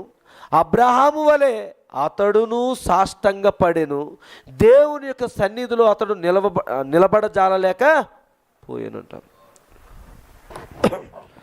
ఇది ఇందాకే చెప్పాను కదండి. మీరు మనము మన విశ్వాసంతో అక్కడికి వెళ్తేనే ఆ ప్రత్యక్షత మనకి అర్థమవుతుంది.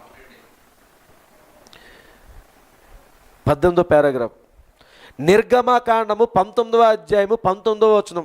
ఒకసారి చూద్దాం అది కూడానా. నిర్గమకాండము 19వ అధ్యాయము 19వ వచనం.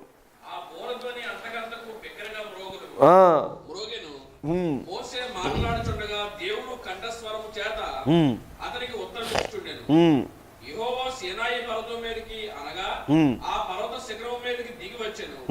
యెహోవా పర్వత శిఖరం మీదకి రమ్మని మోషేను పిలవగా మోషే ఎక్కిపోయాను. చాలు బ్రదర్, పోను చదవండి, అది కూడా చదవండి. అప్పుడు యెహోవా ప్రజలు చూచుటకు యెహోవా యొద్దకు హద్దు మీరి వచ్చి వారిలో అనేకులు నశింపకుండునట్లు నీవు దిగిపోయి వారిని ఖండితముగా ఆజ్ఞాపించుము. మరియు యెహోవా వారి మీద పడకుండానట్లు యెహోవా యొద్దకు చేరు యాజకులు తామే పరిశుద్ధపరచుకొనవలెనని మోషేతో చెప్పగా మోషే యెహోవాతో ప్రజలు సీనాయి పర్వతం ఎక్కలేరు. నీవు పర్వతమునకు మేరలను ఏర్పరిచి దాని పరిశుద్ధపరచవలెనని మాకు ఖండితముగా ఆజ్ఞాపించుటవలెను. అందుకు యెహోవా నీవు దిగి వెళ్ళుము, నీవును నీతో అహరోనును ఎక్కి రావాలను. అయితే యెహోవా వారి మీద పడకుండానట్లు యాజకులను ప్రజలను ఆయన యొద్దకు వచ్చుటకు మేరని మేరకూడదు, ఆయన వారి మీద పడునేమో అని అతనితో చెప్పగా మోషే ప్రజల యొద్దకు వెళ్ళి ఆ మాట వారితో చెప్పాను. ఆమేన్, హల్లెలూయా. తర్వాత ఇదే అధ్యాయంలో 20వ అధ్యాయంలో 18వ వచనం నుంచి చదువుదామండి. 20వ ప్రజలందరూ ఆ ఉరుములు, ఆ మెరుపులు, ఆ బోరధ్వనియు, ఆ పర్వత ధూమమును చూచి భయపడి తొలగి దూరముగా నిలిచి మోషేతో ఇట్లనిరి, నీవు మాతో మాట్లాడము, మేము విందుము.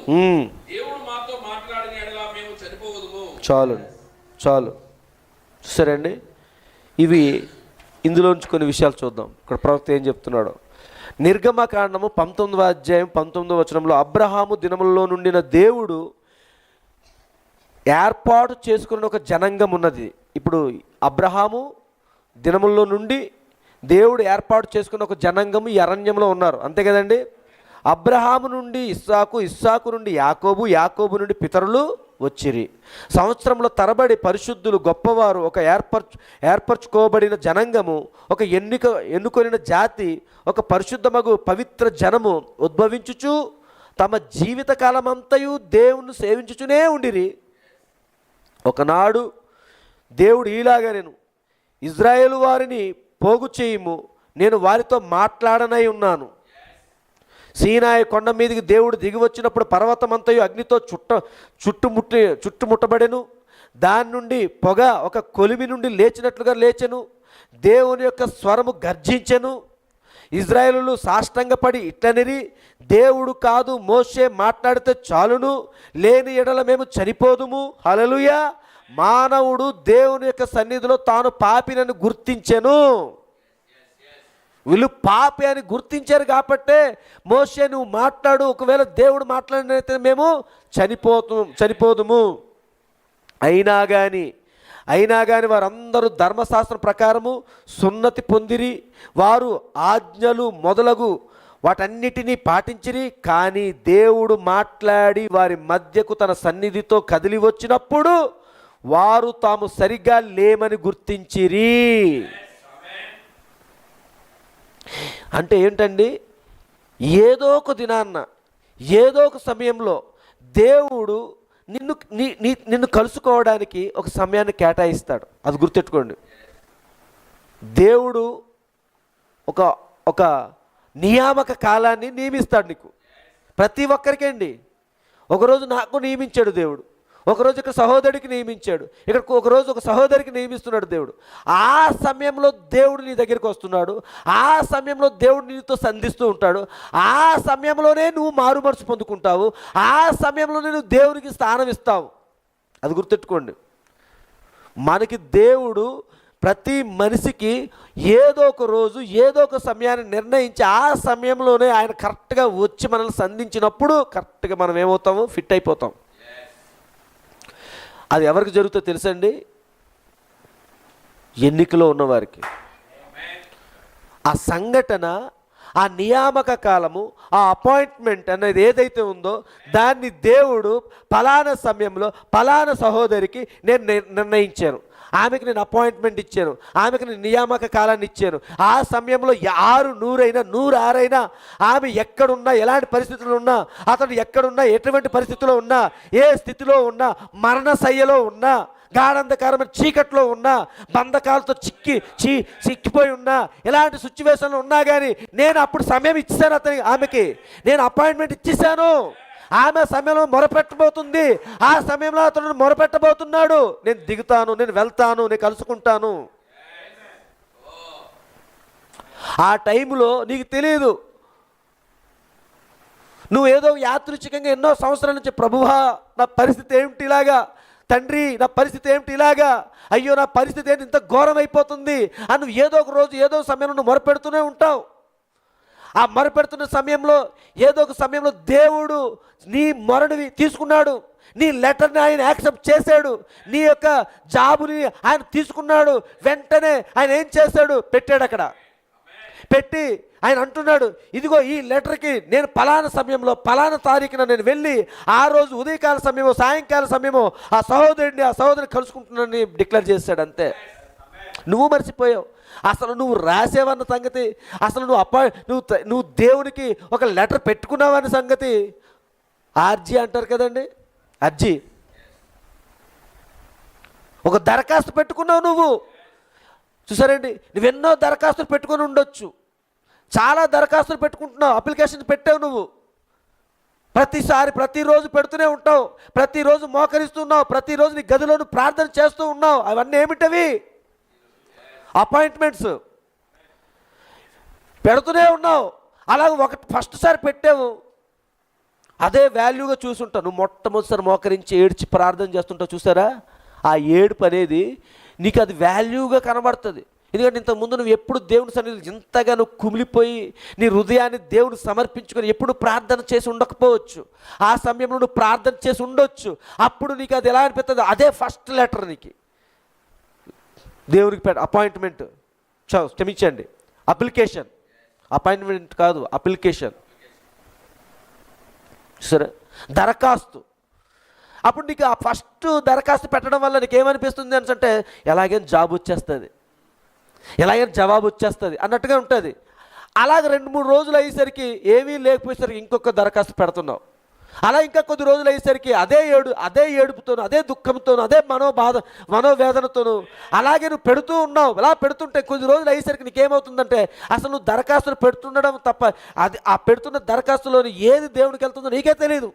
అది పెట్టుకుంటూ వెళ్ళిపోతూనే ఉంటావు. కానీ ఒక పర్టికులర్ సమయంలోని, ఒక అనుకోని సమయంలోని నువ్వు రాసినటువంటి ఈ దరఖాస్తులోని ఏదో ఒక దరఖాస్తు ఆయన టక్కును పట్టుకుంటాడండి. ఏదో ఒక దరఖాస్తు నేను చూస్తుంటాడు. యజమానుడు కూడా బిజీగా ఉంటాడు కదా, ఏదో ఒకటి దరఖాస్తు టక్కుని తీసుకున్నప్పుడు చూస్తాడు. అయ్యో అని చూసిన వెంటనే ఈమెకు ఫలానా రోజు ఫలానా సమయంలోని ఫలానా తారీఖున నేను వెళ్ళి ఆయన దర్శిస్తాను అంటున్నాడు ఆయన. అప్పుడు నువ్వేంటి తెలుసండి, ఆయన దర్శిస్తున్న సమయంలోని, ఆయన నీకు అపాయింట్మెంట్ ఇచ్చిన సమయంలోని డేటు, మంత్, ఇయర్, అవన్నీ కూడా సమయం కూడా ఆయన ఇచ్చేస్తాడు. నేను పలానా రోజు పలానా కూటం దగ్గర పలానా సమయంలోని పలానా సేవకుడు ద్వారా నేను అక్కడ దర్శించబోతున్నాను. కానీ ఆమెకు తెలియదు, కానీ అతనికి తెలియదు. యాదృచ్ఛికంగా ప్రార్థనలు చేసి చేసి చేసి చేసి విసిగిపోయి అలసిపోయి వేసారిపోయి ఏదో సరే ఈ కూటంకి వచ్చామనుకుంటుంది. కానీ అపాయింట్మెంట్ ఇచ్చింది ఆయన. కలిసినప్పుడు అక్కడ సేవకుడు మాట్లాడుతూ ఉంటే ఆ రోజు ఆమె ఆ ఎన్నో దరఖాస్తులు పెట్టినప్పుడు ఏ దరఖాస్తు కూడా ఆమెకి సరైనటువంటి జవాబు దొరకలేదు. కానీ అక్కడ దొరుకుతుంది. కారణం ఏమిటి అని అంటే ఇప్పుడు ఆయన డైరెక్ట్గా వచ్చేసాడు. ఇప్పుడు డైరెక్ట్గా ఆయన దిగొచ్చాడు అక్కడికి. అపాయింట్మెంట్ ఇచ్చాడు ఆయన. వచ్చి ఇప్పుడు ఆయన ఏం చేస్తున్నాడు? అపాయింట్మెంట్ ఇచ్చాడు కాబట్టి ఖచ్చితంగా నీతో మాట్లాడతాడు. అపాయింట్మెంట్ ఇచ్చిన తర్వాత ఆయన రద్దు చేసుకోడు. అపాయింట్మెంట్ ఇచ్చిన తర్వాత ఖచ్చితంగా నీతో మాట్లాడతాడు. ఎందుకు మొరపెట్టావు, ఏ కారణమును బట్టి నువ్వు ప్రార్థన చేస్తున్నావు, ఏ కారణమును బట్టి నువ్వు ఉపవాసం ఉంటున్నావు, ఏ కారణమును బట్టి నీ హృదయం నొచ్చుకుంటూ ఉంది, ఎందుకు ఇంతగా కుమిలిపోతున్నావు, ఏమిటి అడుగుతాడు. ఆ సమయంలో నువ్వు నోరు తెరిచి చెప్పాల్సిందే. నువ్వు దరఖాస్తు పెట్టుకున్నావు, ఆయన వచ్చేసాడు. అందుకే నువ్వు ఎప్పుడు కూడా బైబిల్ గ్రంథంలోనే సెలవిస్తుందండి. ఒక వ్యక్తి, ఒక అన్యాయస్తుడైనటువంటి న్యాయాధిపతి అయితే ఒక స్త్రీ ఉంటుంది. ఆ స్త్రీకి అన్యాయం జరిగింది కాబట్టి తన అన్యాయం గురించి రాజుగారి దగ్గరికి, ఆ న్యాయాధిపతి దగ్గరికి వెళ్ళినప్పుడు న్యాయం జరుగుతుందని చెప్పి వెళ్తే అతనే అన్యాయస్తుడైనటువంటి న్యాయాధిపతి. అలాంటి న్యాయాధిపతి దగ్గరికి వెళ్తే ఈమెకేం న్యాయం జరుగుతుంది? అతను చాలా ముక్కోపిగా ఉన్నాడు. ఆమె దగ్గరికి వస్తేనే సరే అమ్మా హెల్ల అని గసురుతున్నాడు. అమ్మ మాకు తోకట్టుగలేగు అని చెప్తుంటాడు. అలా గసురుతున్నా సరే కానీ ఆమె ప్రతిరోజు వెళ్తూనే ఉంది. అలాగే ప్రతిరోజు కనబడుతుంది. ఆమె ముఖం చూడడానికి చిరాకు వచ్చేస్తుంది ఇతనికి. కానీ ఒకానొక రోజు ఆమె ప్రతిరోజు ఆ చీవట్లు కాస్తూ నిందలు భరించి అయినా కానీ అతని దగ్గరికి విసకకుండా వెళుతున్నప్పుడు ఆ రాజు యొక్క మనసులో ఒక ఆలోచన వచ్చింది. ఎందుకు ఈవిడలా రోజు వచ్చి నన్ను తినేస్తుంది, ఏదో ఆమె బాధ ఏదో వినేసి సరే పంపించేద్దాం అని చెప్పి ఒక రోజు ఆమెకు అపాయింట్మెంట్ ఇచ్చాడు. ఆమె బాధ ఏంటని చెప్పుకునేసరికి ఆమె ప్రాబ్లం సాల్వ్ అయిపోయింది అక్కడికి. అలా ఈరోజు నువ్వు కూడా అంతే చేయాలి. విసకకుండా ప్రార్థన చేయి. ఏదో ఒక రోజు దేవుడు నీకు జవాబిస్తాడు, అపాయింట్మెంట్ ఇస్తాడు. కానీ అపాయింట్మెంట్ ఇచ్చినప్పుడు సంగతి ఎలా ఉంటుందో తెలుసా? నీకే తెలియదు. ఎందుకంటే నువ్వు మొట్టమొదటిసారిగా నువ్వు దరఖాస్తు పెట్టుకోవట్లేదు కదా. ఎన్నో దరఖాస్తులు. ఏమండి, మొదటిసారి జాబ్కి మనం ఏదైనా జాబ్కి అప్లై చేసామనుకోండి, అదే మనం హోప్స్ పెట్టేసుకుని రాత్రి పగలు కళలో కనబడిపోతుంది. నాకు ఆ ఎగ్జామ్ నేను ఇలా రాసేసినట్టు. నాకు అప్లికేషన్ ఇంకా పోస్ట్లో వెళ్ళకముందే హెడ్ ఆఫీస్కి ఫస్ట్ రోజే మనం బాక్స్లో పెట్టేస్తాం. 3 రోజులు అవుతుంది హెడ్ ఆఫీస్కి వెళ్ళేసరికి. ఫస్ట్ రోజు నుంచే కళలు కాసేస్తుంటాం ఇంటి దగ్గర. నాకు జాబ్ వచ్చేసినట్టు, ఆఫీస్ గుర్తుకొచ్చేస్తుంటాయి, అన్నీ గుర్తుకొచ్చేస్తుంటాయి. సరే, అది ఫస్ట్ టైం పెట్టిన వాడి ఫీలింగ్ అలా ఉంటుంది. అలా నెలకొకసారి, 2 నెలలకోసారి, 3 నెలలకు, సంవత్సరానికి 10 సార్లు, ఒక 20 సార్లు అలా అప్లికేషన్ పెట్టుకున్నవాడు సంగతి ఎలా ఉంటుంది? ఆడు ఎన్నోసార్లు పెట్టుకుంటున్నాడో, ఏం పెట్టుకున్నాడో, అసలు ఎప్పుడు పెడుతున్నాడో ఏంటి కూడా ఆడికే తెలియదు. అంతేనండి. అలాగే ఉంటుంది నీ ప్రార్థన కూడా. అలాగే ఉంటుంది. కొన్నిసార్లు నువ్వు ప్రార్థన దేనికోసం ప్రార్థన చేసావన్న సంగతి నీకే తెలియకుండా ప్రార్థన చేసేస్తావు. కానీ దేవుడు మర్చిపోడు. నీ నోటెంబడ పలుకుతున్న ప్రతి మాటను దేవుడు గుర్తిస్తూనే ఉంటాడు. ఒకనొక సమయం వచ్చినప్పుడు దేవుడు ఖచ్చితంగా నీకు అపాయింట్మెంట్ ఇస్తాడండి. హల్లెలూయా. ఎందుకు ఈ విషయం చెప్తున్నాను?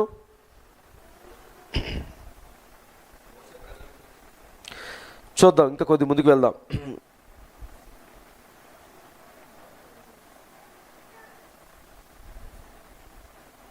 సీనాయి కొండ మీదకి దేవుడు దిగి వచ్చినప్పుడు పర్వతమంతా అగ్నితో చుట్టుముట్టబడేను. దాని నుండి ఒక కొలిమి నుండి లేచినట్లుగా లేచెను. దాని నుండి పొగ ఒక కొలిమి నుండి లేచినట్లుగా లేచెను.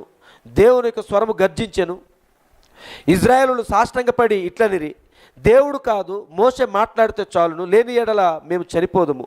మానవుడు దేవుని యొక్క సన్నిధిలో తన పాపిలను గుర్తించెను. అయినా కానీ వారందరూ ధర్మశాస్త్రం ప్రకారం సున్నతి పొందిరి, వారి ఆజ్ఞలు మొదలగు వాటన్నిటిని పాటించిరి. కానీ దేవుడు మాట్లాడి వారి మధ్యకు తన సన్నిధితో కదిలి వచ్చినప్పుడు వారు తాము సరిగ్గా లేమని గుర్తించిరి.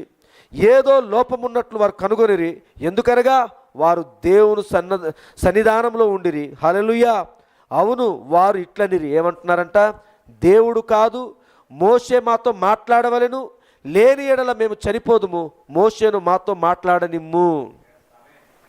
అలాగే లూకా సువార్త 5వ అధ్యాయం 8వ వచనం తీయండమ్మా.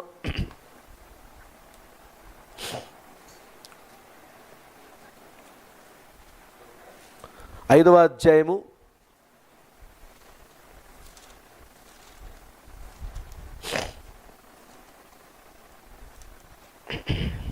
8వ వచనం చూడండి. 5:8. సీమోను పేతురు అది చూచి యేసు మోకాళ్ళ ఎదుట సాగిలపడి, ప్రభువా నన్ను విడిచిపొమ్ము, నేను పాపాత్ముడని చెప్పాను. చాలు. దేవుని సన్నిధిలోకి వెళ్ళిన వెంటనే మొట్టమొదటిగా మన జీవితంలో జరిగే కార్యం ఇదేనండి. అర్థమవుతుందండి? దేవుని సన్నిధిలోకి వెళ్ళిన వెంటనే దేవుడి సన్నిధిలో నువ్వు నిలబడినప్పుడు జరిగే మొదటి కార్యం ఏంటి తెలుసండి? నీవు పాపివని గుర్తించటం. ఏమండి, ఇప్పుడు అన్యులు లోకంలో ఉన్న వాళ్ళ దగ్గరికి వెళ్ళిన తర్వాత వాళ్ళు పాపులని వాళ్ళు గుర్తిస్తున్నారండి? గుర్తించరు. ఒక క్రైస్తవుడు తప్ప ఎవ్వరు కూడా మేము పుట్టుకతో పాపి అని చెప్పి ఒక క్రైస్తవుడు తప్ప ఎవరు నమ్మరు. ఎవరు కూడా మేము వాళ్ళు పరిశుద్ధులే అంటారు. వాళ్ళ దృష్టిలో పరిశుద్ధులు అంటే ఏమిటి అంటే మంచి పనులు చేయటం, పేదలకి సహాయం చేయటం, వస్త్రం లేని వాళ్ళకి వస్త్రాలు ఇవ్వటం, ఇలాంటివి ఉంటాయి కదా. అవి చేసిన వాళ్ళందరూ కూడా పరిశుద్ధులే. చూసారండి? కానీ వాక్యంలో మనమేం చూడగలుగుతున్నాము అంటే ఈ భూమి మీద పుట్టిన ప్రతి మనిషి పాపే. కానీ దేవుడు సన్నిధిలోకి వెళ్ళినప్పుడు మాత్రమే మనం పాపని గుర్తించబడుతున్నాం.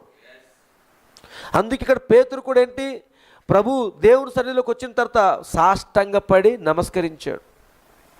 మనం చూసాం. ఇప్పుడు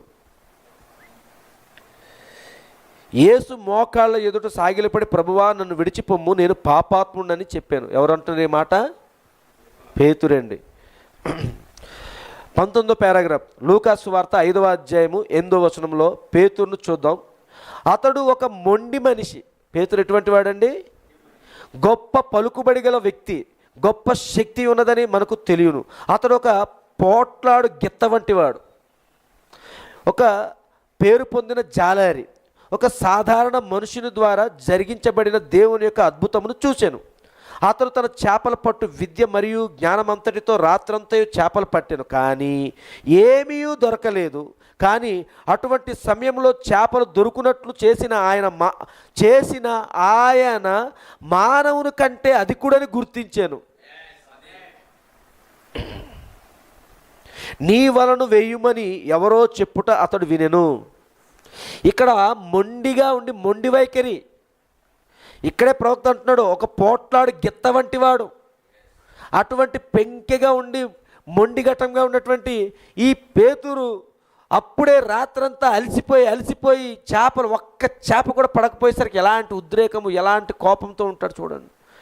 కోపం ఉండకపోవచ్చు, అయ్యో ఏంటి అసలు ఇంత ప్రయాసపడ్డాం, రాత్రంతా వలలేసాం, ఒక్క చేప కూడా పడలేదు అని బాధతో ఉంటాడు. అంతేనండి?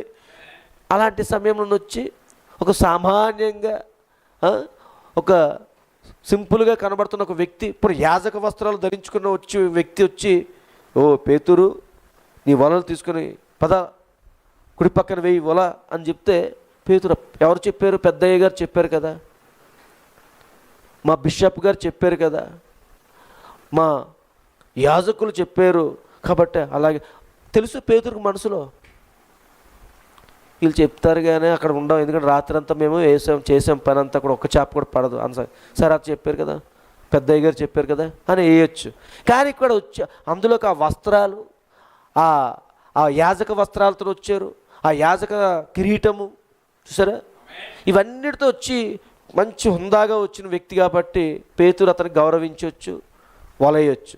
కానీ ఇప్పుడు వచ్చిన వ్యక్తి ఎలాంటిది అంటే ఒకటి మామూలు సాదాసీదాగా ఉన్నటువంటి ఒక అంగీని ధరించుకొని చూసారండి, ఒక సామాన్యమైన వ్యక్తి అక్కడికి వచ్చి వలయ్య అని చెప్తున్నాడు. సరే, అప్పుడు ఈ పేతురు అసలు ఎలా చూడాలి? అసలు నువ్వు చెప్పిన మాట నేను వినడం ఏంటి? నీకు ఏ జ్ఞానం ఉందని? నువ్వు అసలు ఈ చుట్టుపక్కల ప్రాంతంలో నేను ఎప్పుడూ చూసినట్టు కూడా చూడలేదు. చేపలు పట్టడంలో మా తాత ముత్తాతల నుంచి ఇదే పని మాకు. నాకు చిన్న ఊహ తెలిసినప్పటి నుంచి మా నాన్నతో వేటకు వెళ్ళే అనుభవం నాకు ఉంది. ఈరోజు ఇంత యవనస్తుడిగా ఉండి ఇంత వాడిగా నేను ఉన్నా సరి, కానీ ఎక్కడ చేపలు పడతాయి, ఏ సమయంలో చేపలు పడవో నాకు తెలుసు. అందులోకి మేము కూడా కొంచెం అత్యాశకి వెళ్ళిపోయి రాత్రంతా ప్రయాసపడ్డాం, కానీ ఒక్క చేప పడలేదు. నువ్వు ఇప్పుడు వచ్చి మాకు చేప వలయమంటావేంటి అని అడగొచ్చు. సరే అండి, ఇక్కడ అందుకే అంటున్నాడు ఆయన, నీ వలను వేయమని ఎవరో చెప్పుట అతడు విన్నాడు. అతడు వలను లాగనారంభించినప్పుడు గొప్ప చేపలు పడుట చూశాను. చూసారండి, ఆ కార్యం చూశాడు ఇప్పుడు పేతురు. ఇప్పుడు పేతురుకి ఏమర్థమైంది తెలుసండి? పేతురుకి ఏమర్థమైంది తెలుసండి? ఆ మూలని, ఆ చిన్న నావలోని కూర్చొని, ఆ చివారిలో కూర్చొని ఉన్నాడు. ఆయన సామాన్యంగా ఉన్నాడు. ఆ వస్త్రం చూసి, ఆ ముఖం చూసినప్పుడు చూసారండి, ఇదంతా ఎంతో సామాన్యంగా కనబడుతున్నాడు. కానీ పేతురు కుడి పక్కన వెయ్యి, ఇప్పుడు వల వేయి అన్నప్పుడు వలేసాడు, లాగుతున్నాడు. ఏంటి బరువుగా ఉంది, లాగుతూ ఉన్నాడు, లాగలేకపోతున్నాడు. నతానియేలు రా అన్నాడు, ఇద్దరు లాగుదామంటున్నాడు, లాగుతున్నాడు. ఫిలిప్పు రా అంటున్నాడు, లాగుతున్నాడు.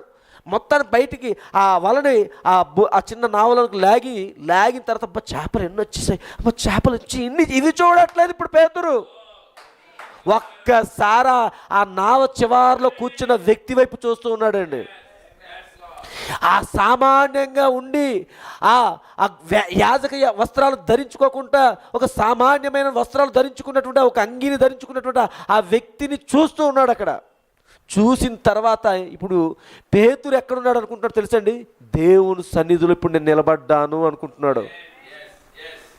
నేను ఇప్పుడు దేవుని సన్నిధిలో ఉన్నాను అని చెప్పి ఏం చెప్తాడు తెలుసండి? నేను ఇప్పుడు పాపాత్ముణ్ణి.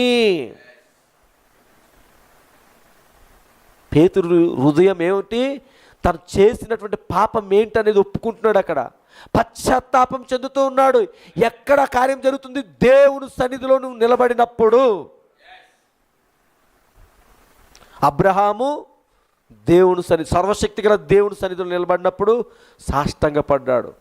సరే, మోషే దేవుని సన్నిధిలో నిలబడినప్పుడు, ప్రజలు దేవుని సన్నిధిలో నిలబడినప్పుడు సాష్టాంగపడ్డారు. కారణం ఏమిటి?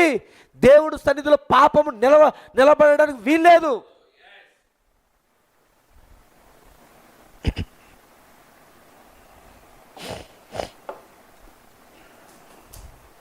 అతడు వలను లాగనారంభించినప్పుడు గొప్ప చేపలు పడుట చూచెను. తాను పాపినని అతడు గ్రహించెను. ఓ ప్రభువా, నేను పాపాత్ముడను, నా యొద్ద నుండి తొలగిపోమ్ము అని పలికెను. దానిని ఎవరు పలికిరి? పరిశుద్ధ పేతురు.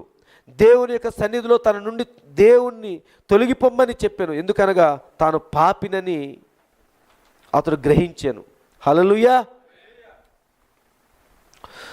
తాను తప్పు చేసి తినని అబ్రహాము గుర్తించాను. ఆదాము తాను చేసినది తప్పని గుర్తించాను. ఆయన దేవుని కుమారుడే, తాను తప్పు చేసి తినని గుర్తించాను. మోషే తాను తప్పు చేసి తినని గుర్తించాను. ఒక సంఘముగా, ఒక దేశముగా ఇజ్రాయేలు తాను తప్పు చేసినట్లు గుర్తించాను. నేను పాపాత్ముడను, నా యొద్ద నుండి తొలగిపోమ్ము, దీనిని పొందుటకు ఇప్పుడు నేను యోగ్యుడను పరిశుద్ధుడను అని అతడు చెప్పలేదు. నేను పాపాత్ముడను అని అతడు పలికెను.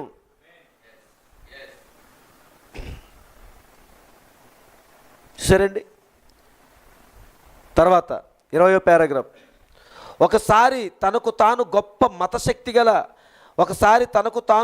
మతాశక్తి గల వాడినని చెప్పుకొనిన వ్యక్తి ఉండెను. గమననీయేలు అను ఒక గొప్ప ఉపదేశకుని యొద్ద తాను నేర్చుకొనగలిగినంతయు నేర్చుకొనెను. అతని పేరు తార్సువాడగు సౌలు. సౌలుగా మనకు తెలియను. మచ్చలేని మతాశక్తి గల వ్యక్తి. తమ మతము యొక్క లోటుపాట్లన్నీ అతనికి తెలియను. అతడు పరిసయ్యులకు పరిసయ్యుడు, హెబ్రీయులకు హెబ్రీయుడు.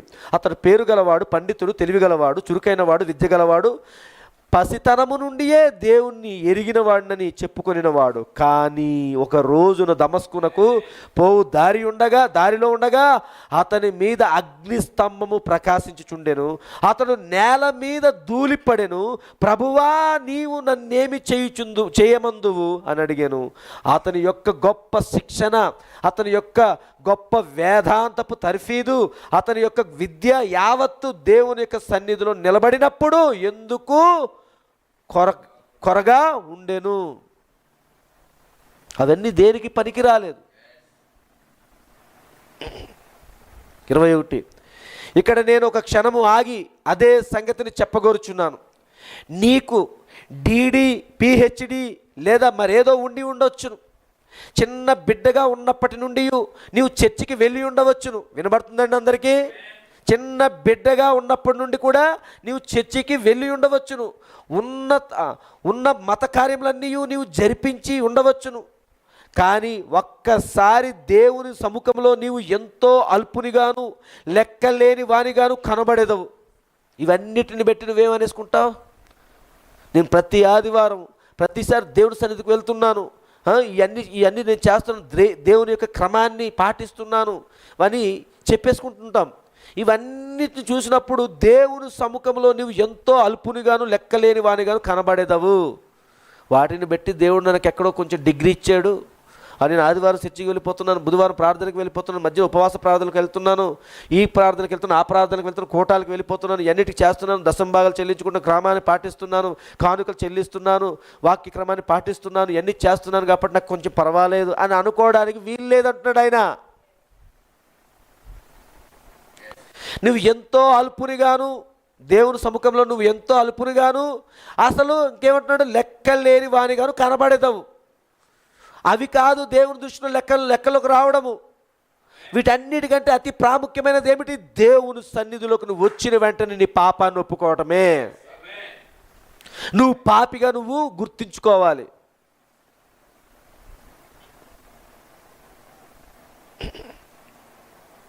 పౌలు తాను సరైన వాడిని కానని గ్రహించి శక్తి యొక్క ప్రభావం వలన నేల మీద పడిపోయాను. అతడు పైకి చూడగా తాను ఏ దేవునికి వ్యతిరేకంగా బోధించుచున్నాడో అదే దేవునిని కనుగొనెను. తనకు తెలిసినదంతయు తప్పని ఎరిగి నేల మీద పడెను. ఎందుకనగా అతడు దేవుని యొక్క సన్నిధిలో ఉండెను. దేవుని యొక్క సన్నిధిలో ఉన్నాడు కాబట్టి ఏమయ్యాడు?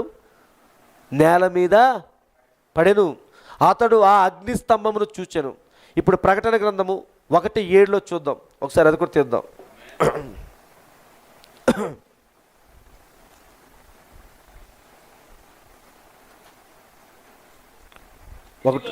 ఇదిగో ఆమేన్.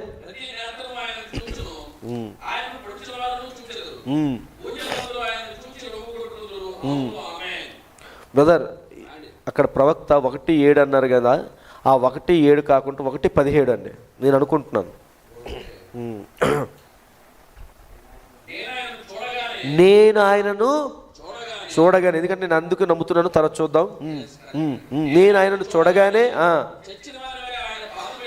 చచ్చిన వాని వల్ల ఆయన పాదముల యొద్ద పడి తిని. చాలు బ్రదరు, అర్థమవుతుంది కదండి. ఇది ఎవరు? యోహాను. ఆయన చూసాడంటే ఆయన సన్నిధిలోకి వెళ్ళిన తర్వాత ఇక్కడ జరుగుతున్న కార్యం ఏమిటి? చచ్చిన వాని వలె పడి తిని. చూద్దాం ప్రవక్త ఏమంటున్నారు. ప్రకటన గ్రంథము 1:7 ఆయన ఏం చెప్పాడు అదే చదువుదాం మనం, ఓకేనండి. ప్రకటన గ్రంథం 1:7లోని మహాపరిశుద్ధుడగు యోహాను మాట ఏమిటి? అతనికి దర్శనము చూపించబడినప్పుడు చూచెను, ఒక స్వరము మాట్లాడుట వినెను. ఆ స్వరము ఎవరిదోనని చూడ వెనదిరిగగా అతడు 7 సువర్ణ దీపస్తంభములను చూచెను. ఆ 7 బంగారు దీపస్తంభముల మధ్య ఒక ఆయన నిలబడి ఉండెను. అతని జుట్టు ఉనిని పోలిని. అబ్బా, ఇదే కదండి, ఆయనే కదండి. హల్లెలూయా. అతని కండ్లు అగ్ని జ్వాలల వలెను, పాదములు ఇత్తడి స్తంభముల వలె ఉండెను. అతడు బంగారు దట్టి కట్టుకొని ఉండెను.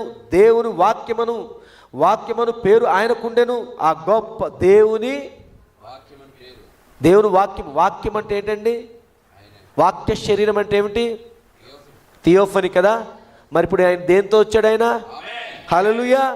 అందుకని ఏమంటున్నాడు? అతడు బంగారు దట్టి కట్టుకొని ఉండెను. దేవుని వాక్యమని పేరు ఆయనకుండెను.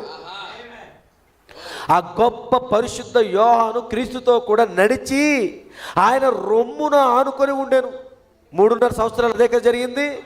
ఈ క్రియలన్నీ అతడు చేశాను. ఈ ఉదయమున నేను చెప్పినట్లు పౌలు యొక్క పరిచర్య వారందరినీ అతిక్రమించెను. ఇక్కడ యోహాను యేసుతో నడిచి మాట్లాడి నిద్రించి భోజనం చేసిన వాడే. ఏమండి, ఒకసారి ఆలోచించండి. ఇప్పుడు సపోజ్ విలియం బ్రదరు నేను బాగా వైజాగ్లో మేమిద్దరం మరి బాగా ఫ్రెండ్స్, ఇంచుమించు చాలా సంవత్సరాల నుంచి జర్నీ చేస్తుంటాం, కలిసే ఉన్నాం. ఒక చనువు ఉంటుంది కాబట్టి ఇద్దరు సరదాగా అటు ఇటు తిరుగుతూ ఎక్కడికైనా వెళ్ళాలన్నా, ఏదైనా సరే జోకులు వేసుకొని సరదాగా ఉండాలి, ఒక హోటల్కి వెళ్ళి భోజనం చేయాలన్నా, కలిసిమెలిసి ఎక్కడికైనా వెళ్ళాలి, ఇవన్నీ జరుగుతుంటాయి. సడన్గా అనుకోకుండా ఇప్పుడు బ్రదరు ఒక హైదరాబాద్కి వెళ్ళిపోయాడు.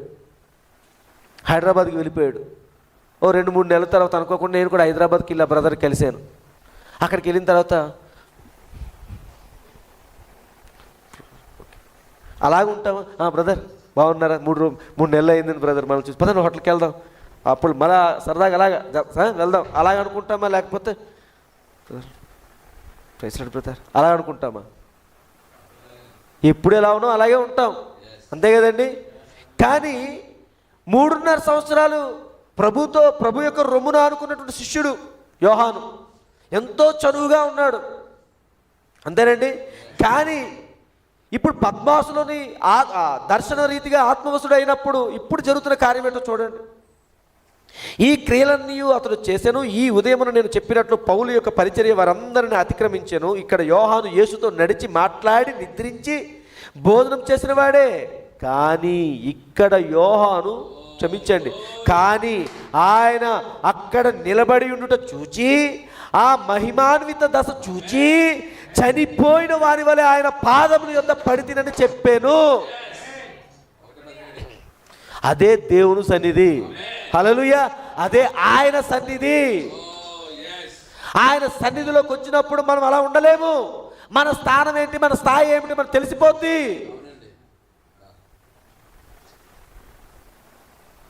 దానిని గురించి ఆలోచించుము. 23వ పారాగ్రాఫ్.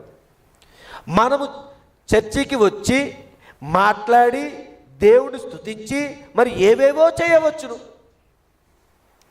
దీనిని బట్టే మనం కేటగిరీలుగా మారిపోతుంటాం.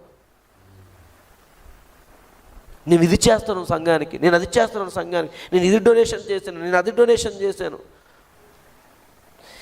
మనము చర్చికి వచ్చి మాట్లాడి దేవుని స్తుతించి మరి ఏవేవో చేయవచ్చును. కానీ ఓ సోదరుడా, ఆయన వచ్చుటకు చూచినప్పుడు, ఆయన ఇప్పుడు నీకు దగ్గరికి వచ్చినప్పుడు చూసినప్పుడు మన హృదయములు మరో రీతిగా ఉండును.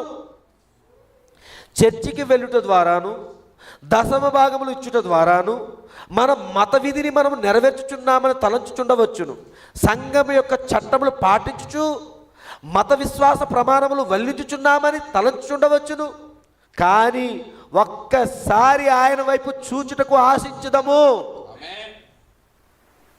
ఆటి వైపు చూడొద్దు, నువ్వు సంఘానికి రావటం వైపు చూడొద్దు, కానుకలు దశమ భాగాలు సంఘ క్రమాలు పాటించడం వీటి వైపు చూడొద్దండి.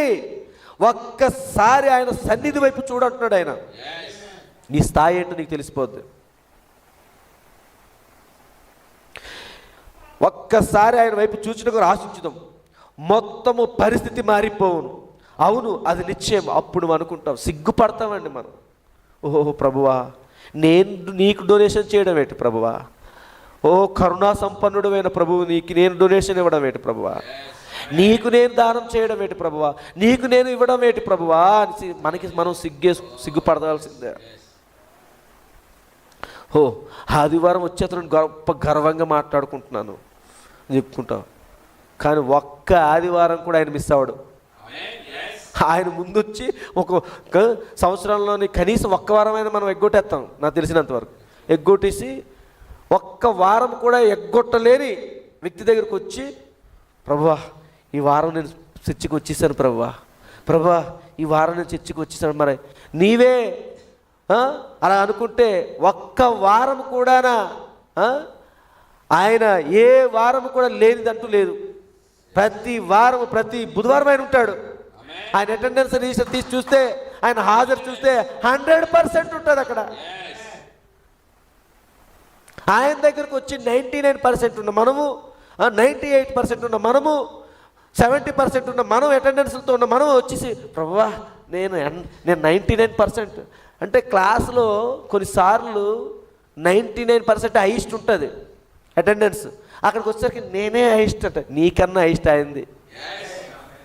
ఇప్పుడు ఆయన దగ్గరికి వచ్చి నువ్వు ఎలాగా కాలు ఎగిరేసేస్తావు? అవదు.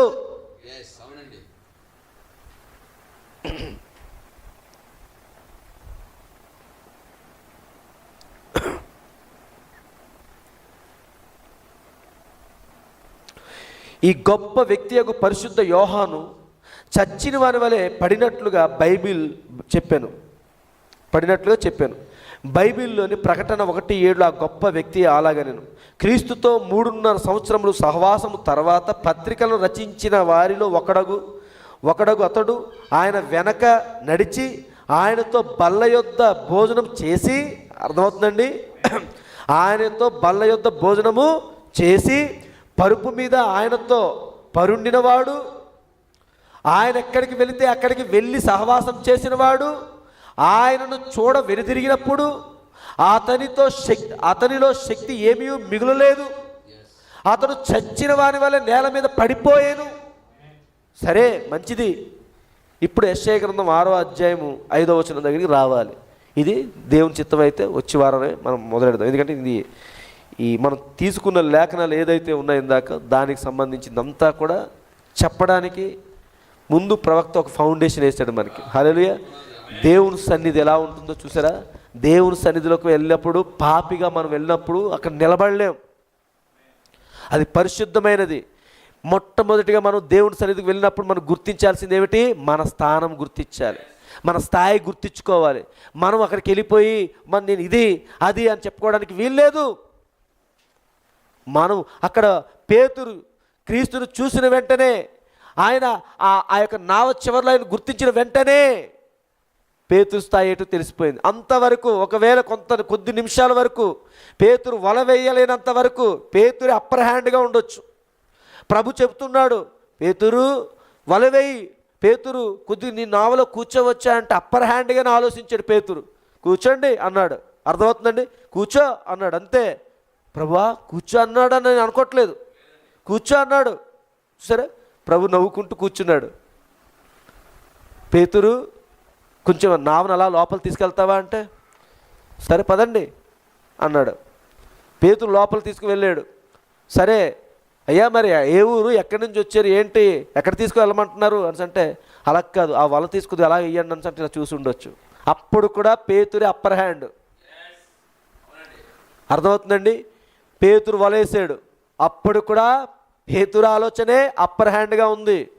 వల వేసి లాగుతూ ఉన్నాడు, అప్పర్ హ్యాండ్ ఇలా వెళ్తుంది, ఇలా అవుతుంది. ఆ అహంకారము ఇవన్నీ కిందకి డౌన్ అవుతూ ఉన్నాయి. అర్థమవుతుంది, నేను ఉన్నది సామాన్యుడి దగ్గర లేను, దేవుని సన్నిధిలో ఉంటున్నాను. అర్థమైపోయింది. మా నాన్నగారు, మా తండ్రి గారు నాకు బోధించారు. మా తండ్రి అయిన యోనా ఎప్పటి నుంచో బోధించాడు. ఇదిగో ఆయన భూమి మీదకి రాబోతున్నాడు, దేవుడు మానవ రూపంలో రాబోతున్నాడు, కన్యక గర్భవతి, కుమారుని కనులు లేఖనం నెరవేర్చబడబోతుంది. ఆయన వచ్చినప్పుడు ఆశ్చర్య కార్యాలు, అద్భుత కార్యాలు జరుగుతున్నాయి. ఇవన్నీ జరుగుతాయి అన్నప్పుడు ఇక్కడ ఒక అద్భుత కార్యం చూస్తున్నాడు అనమాట. అద్భుత కార్యాన్ని చూస్తూ ఉన్నాడు. ఇక్కడ లాగుతూ ఉన్నాడు, డౌన్ అవుతూ ఉంది, లాగుతూ ఉన్నాడు. ముందు లాగుతున్నప్పుడు చిన్న డౌట్ ఉండొచ్చు, ఏదో ఒక చెట్టు కొమ్మలో ఏవో చిక్కుకొని వల గట్టిగా టైట్గా అయిపోయిందేమో అనేసి అనుకుంటున్నాడు. వస్తుంది, దగ్గరకు వస్తుంది, కొంచెం పైకి వచ్చేసరికి 2-3 చేపల వల్ల చిక్కుకుంటాయి. ఇదేంటిది ఆశ్చర్యము. ఇంకేమైపోయాడు? జీరో. సరేండి, వల పైకి వచ్చింది, పేతురు కిందకి వెళ్ళిపోయాడు. వల ఏమైంది? పైకి వచ్చింది, పేతురు కిందకి వెళ్ళాడు. అప్పుడు ఆ కింద కూర్చున్నాడు చూసారండి. ఆ నావలో చివరిలో ఎక్కడో కింద కూర్చున్న ప్రభు ఉన్నాడు చూసారండి. ఆ ప్రభువు కంటే కిందకు వచ్చేసాడు ఇప్పుడు పేతురు. రావాలి. మన ఎడ్యుకేషన్, నువ్వు ఏదేదో పెద్ద పెద్ద డిగ్రీలు పొందుకున్నాం, నేను ఇది అది అని చెప్పుకుంటే పని చేయదు ఇక్కడ. నేను పెద్ద బైబిల్ స్కాలర్ని, పని చేయదు. నాకు ఇన్ని డిగ్రీలు ఉన్నాయి, ఇన్ని పట్టాలు ఉన్నాయి, నాకు మ్యారేజ్ చేసే సర్టిఫికేట్ ఉండే హోదా నాకు ఉంది, నేను బిషప్ని, ఇదిగో మ్యారేజ్కి ఈ కోట్ వేసుకోవాలి, ఈ అంగీ వేసుకోవాలి, ఇదిగో బాప్తిసం ఇచ్చినప్పుడు ఈ అంగీ వేసుకోవాలి, ఇవన్నీ అంగీలే ఏవి పని చేయవు. ఎందుకు తెలుసండి? ఇంకో విషయం, అసలు నువ్వు తగ్గించుకోవడం కానీ నీవు నీ స్థాయిని కానీ చెయ్యాలి అని అంటే బైబిల్ గ్రంథంలో ఒక లేఖనం సెలవిస్తుందండి, ఈ భూమి మీద ఏ నరుడును దూతలైనను ఎవ్వరూ తగ్గించుకోలేనంత రీతిగానే తగ్గించుకుంటే ఆయన కంటే నువ్వు ఎక్కడ తగ్గించుకోగలవు చెప్పండి? అవకాశం ఎక్కడ ఉంది? కానీ తగ్గించుకోవాలి. ఇప్పుడు తగ్గించుకుంటేనే ఆయన సన్నిధిలో నువ్వు ఉంటావు. అర్థమవుతుంది కదండి? మరి దేవుడి కొద్ది మాటలు దీవించినట్లు ప్రార్థన చేసుకుందాం. God bless you. ప్రార్థన చేసుకుందాం. మనం అందరం కూడా తలలు వంచుకున్నట్లయితే